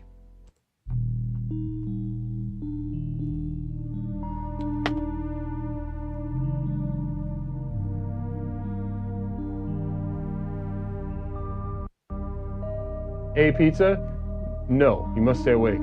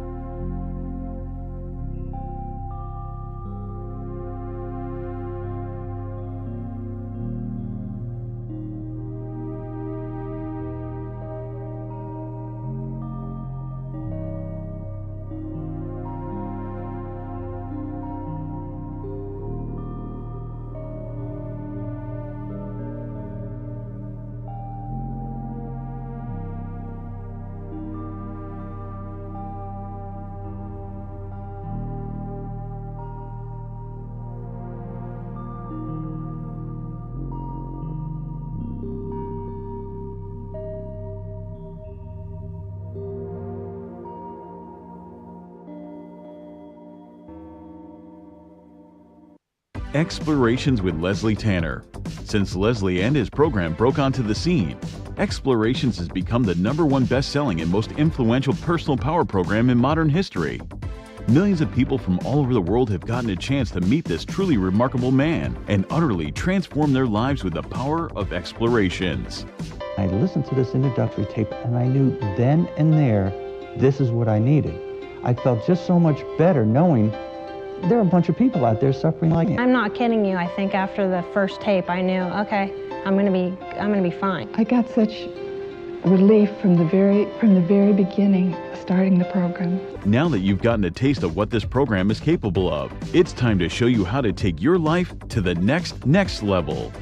Here to tell you more about what is possible is legally licensed clinical therapist, author, coach, speaker, entrepreneur, martial artist, amateur musician, one of the nation's foremost thinkers, and our guru, Leslie Tanner. Good evening, everyone. Whether you've been with us since the very beginning and have watched Explorations work wonders in your life, or you're joining us for the first time tonight, I say namaste to you.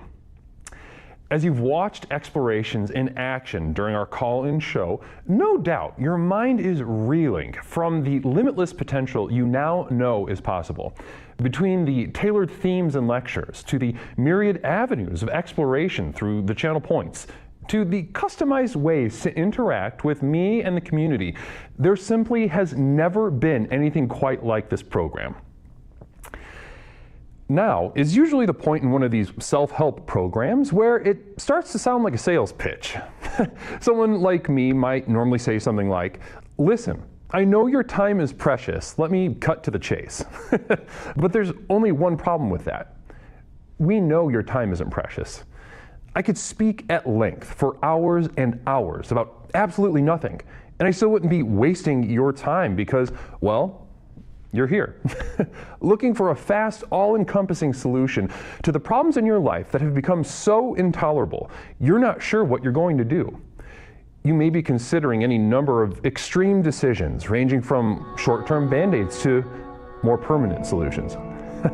However, as dark and bleak as your situation is, so too must our tools be bright and revolutionary. So whether you're tired and looking for more energy and enthusiasm for life, or maybe you're lonely and isolated but want better relationships, let me tell you that for these things and so much more, my breakthrough program of explorations to explore the universe and beyond really works. It's worked for elite performance athletes, critically acclaimed artists, best-selling authors, entrepreneurs, and for thousands of others just like you. I have been blessed by the universe for a brief moment that I now command upwards of $50,000 for speaking engagements. But through the technology of this program, you can hire me, Leslie Tanner, as your personal therapist, coach, and guru, all rolled into one at the Community of Devoted Light on Patreon.com. Where you and thousands of others just like you are learning to leverage the chaos around them to catapult their lives to heights that were previously unimaginable. Here's how it works. I've created a tightly knit community where individuals seeking to access the next level are able to study, reflect, meditate, and grow with an ever-expanding library of exclusive materials, each containing life-changing tools and techniques designed to explore topics covered here in our call-in show, but much more deeply, therefore increasing the benefits of the program exponentially. These materials include your name in the credits at the end of the stream, demonstrating the importance of your leadership and the value of your investment. A signed personal postcard sent out each month full of observations and witticisms by me, Leslie Tanner. Look at that. Isn't that beautiful? Exclusive video materials not available to the poor, designed to rocket your progress past those who cannot afford success. Here's a little sneak peek at what you're missing.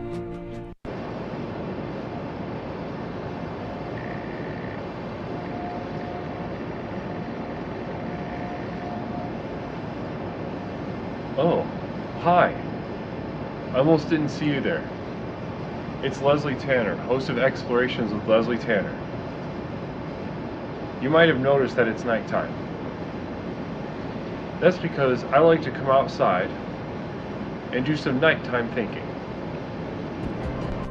Downloads of all specially crafted music used in our productions here and elsewhere that have accompanied your journey thus far.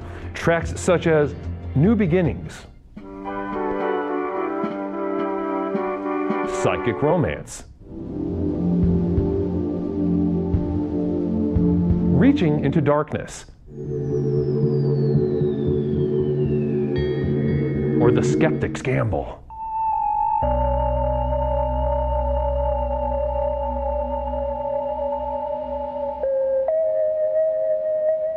Exclusive archival prints such as these, channeled and honed by myself, Leslie Tanner, upon which you can guide your own meditations at home. I'm not an artist, nor do I claim to be. These visions are a burden and cause me immense suffering. But I do it for you. Now, you might expect that a program like this would cost thousands of dollars, but because I'm offering this to you through the internet, these life-transforming materials can be yours for the monthly cost of a few cups of coffee on your way to work. With access to these materials, regardless of your level of investment, you will also be receiving a complimentary download of our landmark track, The Sojourn Begins, as a thank you. So does this sound good to you? Well, what are you waiting for? If you are ready to join the thousands of others who have already committed to the final journey to access the next level, simply type "final journey" into the chat and you will be guided with further instructions. One thing I can promise you is that however massive your problems are, however abject and humiliating your life has become, I have created something so simple yet so profound in this program, you'll be absolutely flabbergasted by the results. Now, let's get back to the program. Namaste. Namaste, everybody. Welcome on back to Explorations with Leslie Tanner. That was a couple words about my community of devoted light at patreon.com. Just for a couple dollars a month, you can access our privately hosted streamer and stream privately. Several times a month, Saturday nights. We're doing one this Saturday.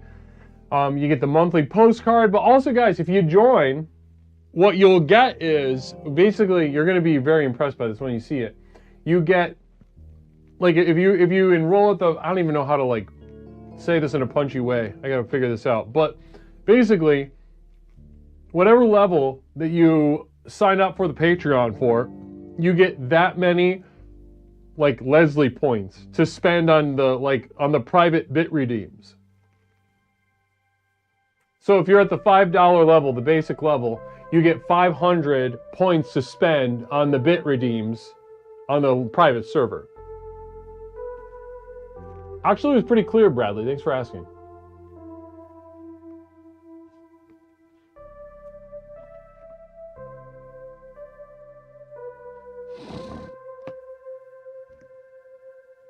It was good, Logan. Thank you for asking. It was good. I had a good piss. It was, I drank a lot of water today. But honestly, there's always a period of transition when it gets warm. I don't know if you guys are like this, but when it gets warm outside, my body has to transition to the warmth.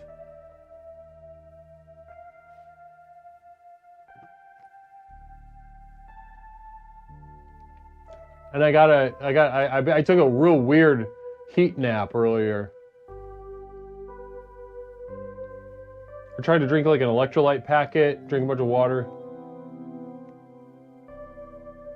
I've also been riding around a lot. Poor, thank you. Poor, thank you. Poor, thank you. That looks crazy. Never looked at that before.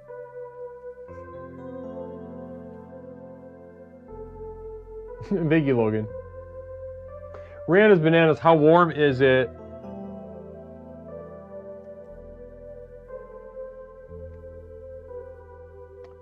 I don't know, how warm did it get today? I don't know. How warm did it get in Chicago today? Definitely in the 80s. I don't know where it capped though.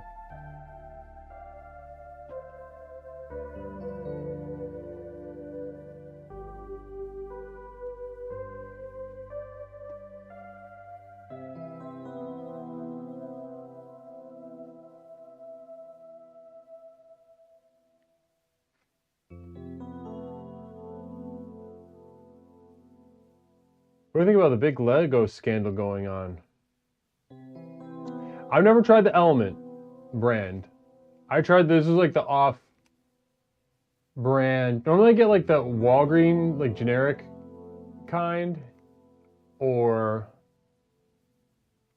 this one was a shitty one that Mish got like a couple years ago. It was supposed to taste like cotton candy. It was ass. It was not good. But I'm okay with that. What do I think about this Lego scandal going on? Now that's, people have been asking me that so much lately. I've been getting message after email, newspapers, etc., and websites reaching out to me asking for a comment. So yeah, I guess I'll just take this moment to address the scandal of Legos.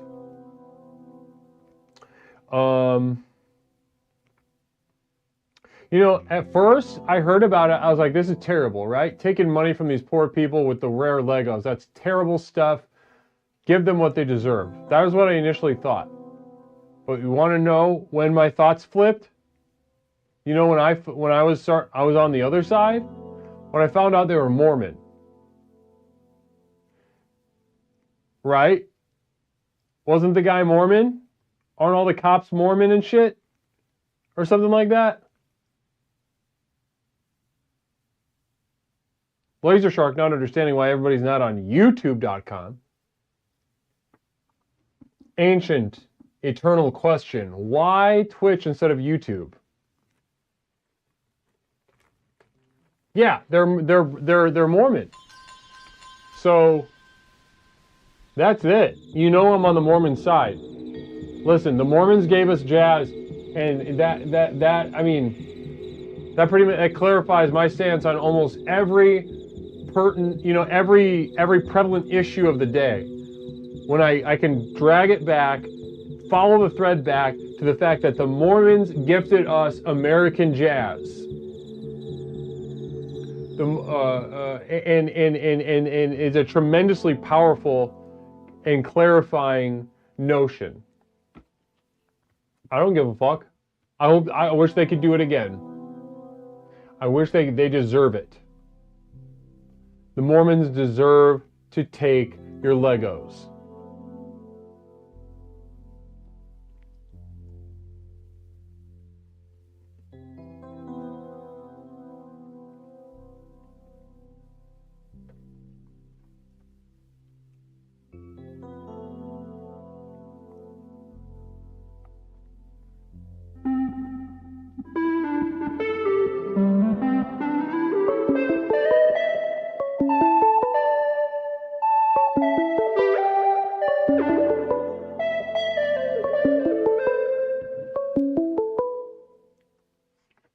Caller, welcome to Explorations. My name's Leslie. What's up I can call you tonight? Hiya, Leslie. It's Raji. Raji. It's Big Dog Raji. Raji also winning the Explorations infatuations with Leslie Tanner this past Saturday. Coming in late in the game, undefeated, cleared the board, brought a sort of very flirty, bisexual energy that sent the boys running to the hills. You dominated this past Saturday. I'm very proud of you, Raji. It was easy work though. There wasn't too many heavy hitters, so yeah, we'll see next time. We'll see. I'm always looking to the future to top myself. You know that didn't satisfy me. Right. You just wet the whistle. You were ready for a real showdown with the community, but we only had so many volunteers that night. How'd that make you feel? That's right. A little disappointed, but people are busy. Saturday night. When you stepped inside the ring, did you pretty much know how it was going to go? Did you come in there? Did you call your own shot, even just to yourself, or were you kind of open-minded? I was open-minded because there was two people that I didn't really know, but yeah, once I saw their day, I was like, oh, this is going to be so easy. Wait, say that again? I just thought it would just be easy. Once I saw them date, I thought, you know, this is just going to be a cake. It was cake, yeah. You walked in there and you just really cleaned up. It was fun to watch. You know, I think you had some doubters in chat, but you know one person that wasn't a doubter? Who's that? Mish was in chat saying like, no, you don't understand. He's about to lay waste. This young man's about to charm every motherfucker in this chat.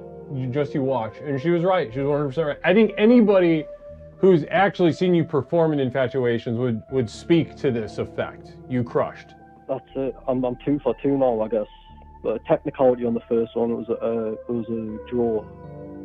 I got knocked out by the late Phil Z. Rest in peace to Phil Z. I should have shouted him out last weekend. Wait, what about Phil Z in last weekend? Phil Z beat me the first time I had an Infatuations. He won the date. That's crazy, because he was not a very talented infatuator overall. Yeah, no, yeah. I got tired. I was 4 deep, and it was very late, and I had work the next day. So yeah. So. Oh, I remember. That was the same night that Michaela did pretty well, right? Yeah. I smashed Michaela, though. Absolutely destroyed her. Yeah. That was. I mean, I saw that coming too. You know, Michaela. Man, you know, we gotta get Michaela back around here, but that's a different topic in general. Now, listen.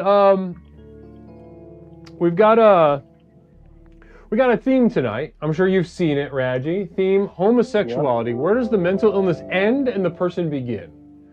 So, you know, you're an explorer. You've been here for a while. You're a regular figure. You know how this program works. I'm just kind of curious about your just raw, reactive thoughts to our theme tonight. What do you think about tonight's theme? Homosexuality. Where does the mental illness end and the person begin? You know, I was been watching the show, and it's crazy how many men have called in who aren't gay, have never had a gay experience, don't know any gay people. I thought, you know, that's a bit crazy. You know, I've been around the block a bit. I've had some gay experiences here and there. I thought maybe, I don't know. I thought maybe let me just take you through one gay experience I had. Let's go. Maybe we can explore together whether this is a case of mental illness or not. No, I'd love to, because, you know, I think, like you said, we have had a lot of men without gay experience calling in, and we've definitely heard from that specific camp. So I'm eager to hear from you. Yeah, walk us through an experience. So I was talking earlier today, I think you seen on Toastars Discord to you know, a young man who's going through a bit of a tough time and he's about to be homeless. It made me think back to my first night homeless when I was a teenager, and I got kicked out from my mom's and I ran away from my dad. So the first night I spent homeless, a lot of mental stuff happened, but it culminated in me just sitting out in the city of Newcastle, just sat on by a statue and just thinking, what the fuck's gonna happen? And then some man comes up and walks up to me, and he's like, oh, just starts chatting. And he's like, what you doing? I'm like, I'm fucking homeless. And he says, you know, I've got a couch. Do you want to come and sleep on my couch tonight? And I thought, oh, this is brilliant. Yes. Yeah, I'll come sleep on your couch. So we get a taxi back to this guy's house. And I get to the couch and it's all nice and stuff. And I'm like, oh yeah, wicked, I can sleep here. And then he hands me a beer. And he just starts talking and shit about music and stuff. And I'm just entertaining him. Right. You know, because I'm tired. I just want to go sleep. But this guy's offering his house.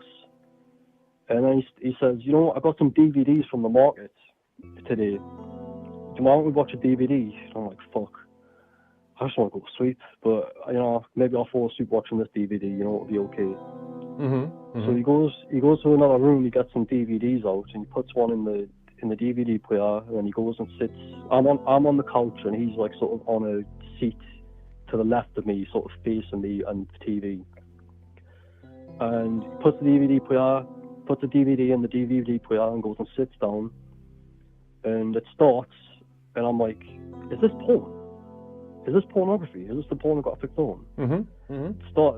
And then, you know, I get into it a little bit, and it turns out it's porn. It's pornography. The guy just put a pornographic film on the TV. It's straight porn. And so I'm just sat there, and I'm just sort of like frozen. I'm just like, I don't want to move. And I can see out the corner of my eye him, and I can see like a bit of movement. I'm like, is he wanking? Is this guy wanking right now? Right. Am I watching porn and this guy's wanking in the corner of my eye? But I can't look at him. I'm just fixed on the TV. And then he starts talking. And he's like, well, do you not want to wank? Do you not want to wank? He said that to you? I'm okay. Yeah. And he's like, why aren't you jacking off? Yeah, why aren't you jacking off? Yeah. Powerful move. I'm a crazy one. Yeah. So I'm like, oh yeah, no, I don't really feel like it. And he's like, he just keeps on going. He's like, come on, do it. And now I'm like, oh, okay. So I just like start, you know, giving it a little something like in my pants, just to please the guy. And he's like, no, come on, whip it out, come on, whip it out. Right. And I'm like, fuck, oh, yeah, alright, yeah, this is kind of, this porn's pretty good, isn't it? So, yeah. You even said it. I whip out my cock. Go ahead, continue. I whip out my cock and start wanking, and he just keeps on talking. He's like, yeah, you got a nice big one on you. Lovely. And I'm like, alright, okay. Yeah, and then he just keeps talking too much, and it just puts me off. So I put it away, and he's like, oh, why do you put it away for? I'm like, you know, I'm just not feeling it. I'm just tired. I just want to go to sleep. Mm-hmm. And he's like, so I think at this point he knows there's a crossroads. Yeah, it's like, this is the end. Either he makes a big play or it's over. Right. So he says, you know how you're homeless. If I give you £5, if I'll give you a £5, would you let me suck you off? And I think that, yeah, at that point I just like stand up and look at him, and then because I was like scared, and when I stood up and looked at him, he's just like, he just looks so pathetic. He's just like a red-faced, like bald guy. His whole head is just like beetroot red, and he's got his little cock in his hand. And I just start laughing. I just laughed like fuck, because I thought I was in danger, but then I just realized I'm not. Like, this is fine. I'm just like, no, I'm just gonna leave. I'm just gonna go. And he's like, oh no, wait, please. And I'm like, no, I'm not gonna suck you off for a £5. And he goes, no, I'll suck you off. Like, as if what I said was like mental.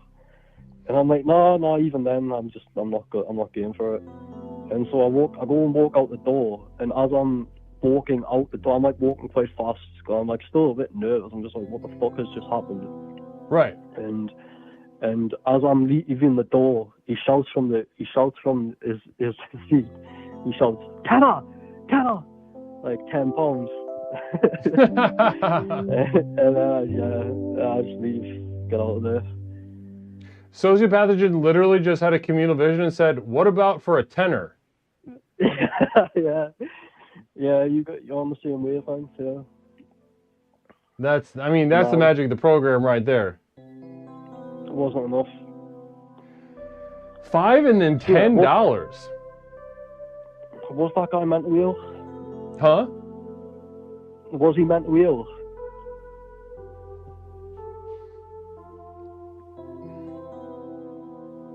Yeah. Yeah, I think so too. I think so too. I think there's something. I'd have to be in the room watching him jack off in order to like accurately diagnose, I feel like. But yeah, usually he's got a weird stroke on him. Yeah, once I get a look at a couple strokes, I've got a pretty good batting average of calling it, you know. Yeah. I would say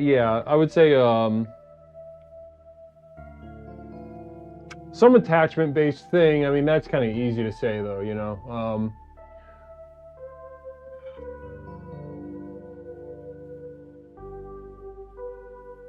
$5. That detail is really sticking to my, on the inside of my mind. Me.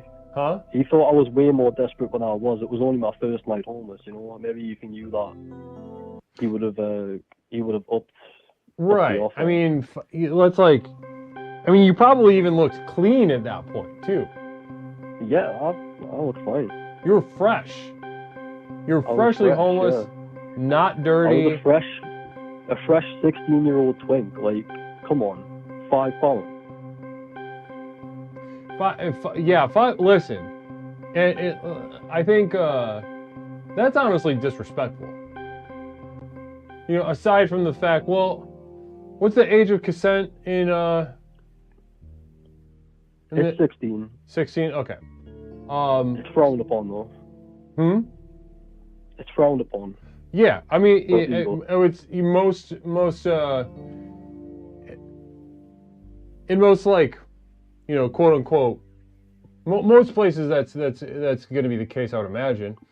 Frowned upon. I'm just saying I was thinking technically legal in terms of like what he's risking and what he's attempting to accomplish. So, so even so, if it is technically legal to have done it, even though he was taking a risk, it's not like he didn't ask for your age, right? No, I didn't, I guess. Maybe you did. We had a long conversation. Hmm. He's talking about, you know, like dad rock. Well, And yeah. he says, just talking about Jimi Hendrix and shit, you know. I don't think age came into it. If you're taking that gamble, right, and you want to succeed, you want it to go well, like if you're listen, this is going to be, I know this is going to be very off-putting for a lot of people. It's just okay. It's Leslie though. Okay, it's Leslie Tanner you're talking to right now. Do not forget that. If you're in that guy's position, $5. You're taking a massive risk. And just the $5 is just like, you're kind of retarded. On top of everything else. Like it's that, like what can you even get at like Jollibee for $5?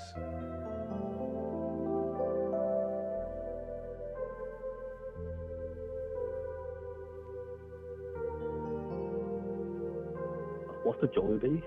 Huh? What's Jollibee? Isn't that like a... Or where is that? What part of the country, what part of the world is Jollibee? I thought that was like a British thing. Nando's. No, Jollibee is like Filipino. Never mind. Right? Where's Jollibee? It's Filipino. Yeah, I took a swing and I missed. But like, how much can you get for $5 at Nando's? I don't think you could get anything. Maybe a Coke. And this guy's trying to fuck a teenager. That's crazy. That's retarded. Yeah. Well, wow. So, I would say, yeah, I'd clock that guy definitely ill in some way. And not in the good, not in the palatable way. Not in the way that it's like, oh, I'm doing the work and I'm trying my best. I just get a little anxious. I need everybody to understand that I'm a little autism guy. It's like, this guy's, maybe he's got something real wild in him.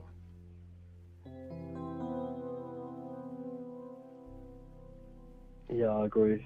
Now, but to say that, I mean, I guess there was a lot of reservation in him, because I mean, in his mind, maybe he could have had sex for free, like with a willing participant. Oh, like he was feeling out the vibe and then just kind of like button mashing at the end? Yeah, maybe. But like, God, £5. Maybe I'll find the right combo in here. Up, down, down, up.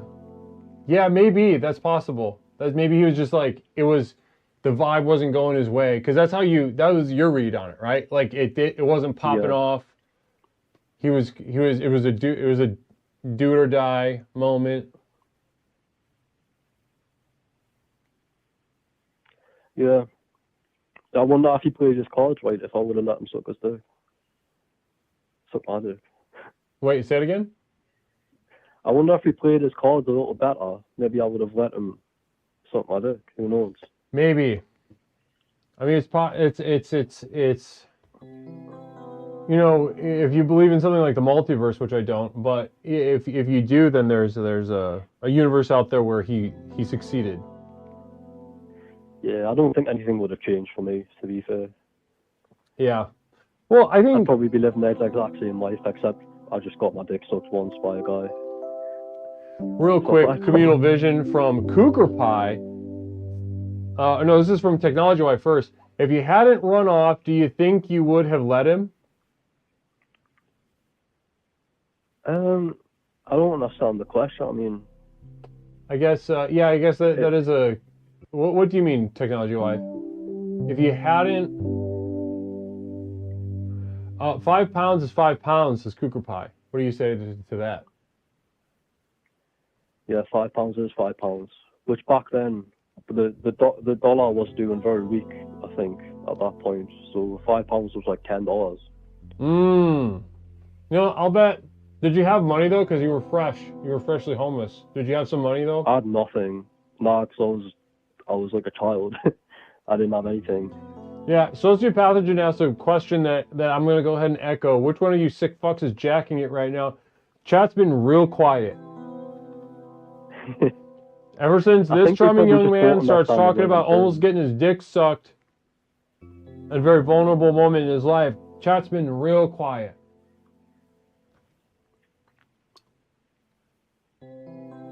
Like, I gotta get out of here or I might let him suck me off for a $5. I think, but it sounds like the vibe was just a little spoiled. Like he just did not manage the assets of the evening. He didn't manage the energy very well. Like putting on the porn stuff is like a, I don't know. You gotta. That's right. It's a he was bold. he was trying to groom me, but in like 2 hours, which is it's something that takes, you know, a lot longer. So you're saying you got a little eager. You got too eager. Lenny, classic Lenny situation, right? Of Mice and Men, yeah. Lenny gets too excited, he crushes the bunny, he kills the woman because he just gets too fucking aroused. And this guy just like that. Yeah, I was a bunny. Laser Shark, nah, I rubbed one off earlier before the show. Namaste, Laser Shark jacking off earlier tonight. Brother, can't thank you enough for checking in with me. Got get those numbers up. How much would you charge to spend a night at the top floor of a haunted house? Says Google Pie. And Technology Waffle, get yours. I don't know. When I was a kid, I used to live above a pub that was apparently very haunted. And yeah, a lot of crazy shit happened in that house. I used to do that for free. But I wouldn't want to. Maybe, right now, maybe £200. It's only a night. Where's Technology Wife? To clarify what she was saying, like, quote, I gotta get out of here or I might let him suck me off for fun. Oh, we talked about that. It was like a spoiled vibe, it sounded like. Yeah. Too eager. Okay. Well, let me, before we wrap things up, Raji, I want to ask you one final question. Tonight we're talking about the line between mental illness and just the person in homosexuality. Now, you said yourself, you've been around the block. You've had, you know, a variety of sexual experiences. Now, I would ask just, and this is something that really only you can know, and I'm interested to see like what you will say. Let's say we've got a Venn diagram, and the two main circles I want to talk about right now are the gay Raji and the mentally ill Raji. And if we were to put those circles near or on top of each other or overlapping, how overlapping are those two circles in the Venn diagram of Raji? How synced up is the gay Raji and the mentally ill Raji? You know, now that you say that, they probably go hand in hand. I feel like the more mentally ill I am, the more gay I am, the more gay urges I have. Wow. And that could be, and this is expression. And people ask how I celebrate gay people. This is how I celebrate gay people. I don't look away from instances like what Raji is sharing right now. You think it was easy? Do you think he wasn't a little bashful to share what he just shared? The bravery that it took to share, yeah, my mental illness and my homosexuality are actually very correlated for me and my personality. Do I run from that? No, I don't. I acknowledge it. And not only do I do that, but I acknowledge it as the source of this young man's formidable power. Ever burgeoning because of the tools here at Transformation. And the tool that I'm talking about right now, a simple one called listening, called seeing, called acknowledging, called goddamn empathy. How do I celebrate gay people? I don't tell them that they need to be healthy. I don't tell them that they're powerful. I don't tell them that they're perfect the way they are. When I mean gay people in real life. Not not a conservative boogeyman story, and not a liberal fantasy story, Candyland fantasy. Talking about real life, the program. Raji, namaste. Thank you so much for sharing so much of yourself tonight with us. Namaste, Leslie. Namaste, Raji. Namaste. Wow. Powerful night. Powerful night. I wish I could say some words right now. I wish I could say the word right now. But we're going to have to save it for Saturday evening, private exploration, where we are able to express ourselves to the extent of our hearts, the extent of our minds. If you have a word that you want to say, a phrase that you want to say, a viewpoint that you want to share, there is nothing to say no to. The private exploration of the community of Devoted Light at patreon.com this Saturday. Now, if you're on the fence, consider joining. A couple dollars a month. That'll be the next exploration. Other than that, guys, other than this Saturday, we'll be back next Tuesday with our normally scheduled exploration with Leslie Tanner. Thank you so much for being here. Thank you so much for your energy. Oh, Saturday's topic, Bipolar Junction, is the rape of awareness. Tentative. I might switch it a little bit. I've been working on the theme. I'm working on a whole pamphlet about this in particular, but yeah, but we might mix it up. We might mix it up. I got to consider it, because we've had a couple pride-related themes that might be fun. We had an idea to Cooker Pie threw out the idea, or was it Fram, of exploring chasers. And to be able to explore that without any sort of language inhibitions would be really a beautiful thing, I think. But also I can see the public benefiting a great deal. Yeah, Kook wants to talk chasers.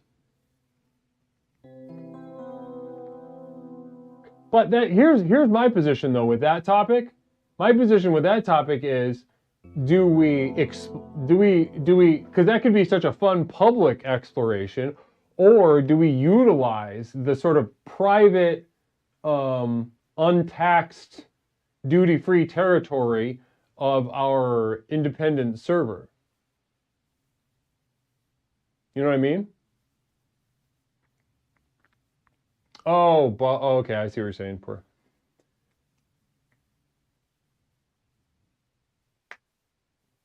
Dinsdale Piranha. Chasers. Can you say the prefix? The prefix of what?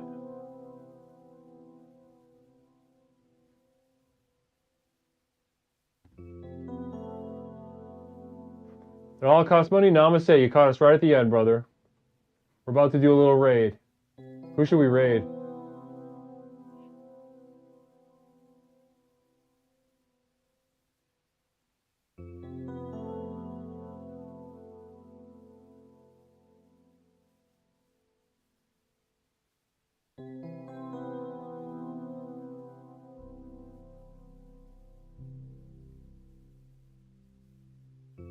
Womp womp, it all costs money, too late.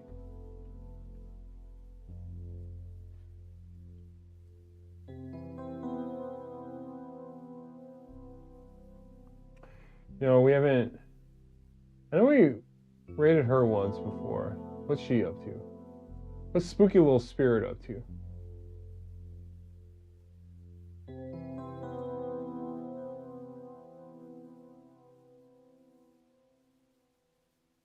Wait.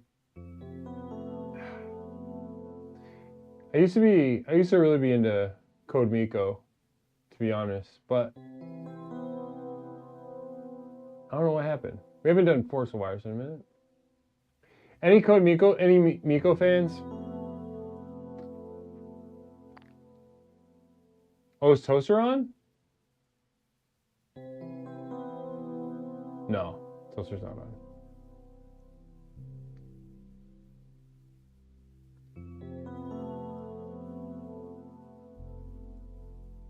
LSDJ bass. All right, let's do it. Let's see.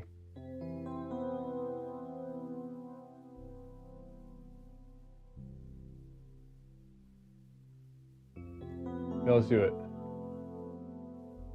All right, we got it.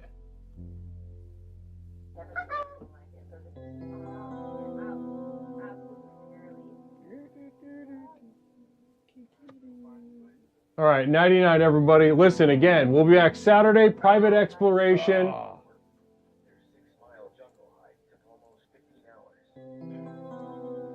Drop the link in chat one more time. Saturday night for my community of devoted light. Other than that, guys, we'll be back Tuesday. Let's take this energy of namaste, of warmth, of clarity on over to LSDJ Base. He's got a little kitty cat. He's going to bed. It looks very cozy over there. Thank you for being with me tonight, everybody. Jetto, you hung out hard. Namaste to you. Thank you. Blessings to you. Dinsdale, blessings to you as well. Bradley, namaste. Thanks for hanging out tonight, dude. Porter, and all customers. Guys, I'll see you guys all very soon. Let's take this on over. I'll talk to you guys, my community of delight, Saturday. Other than that, I'll see you guys Tuesday. Blessings.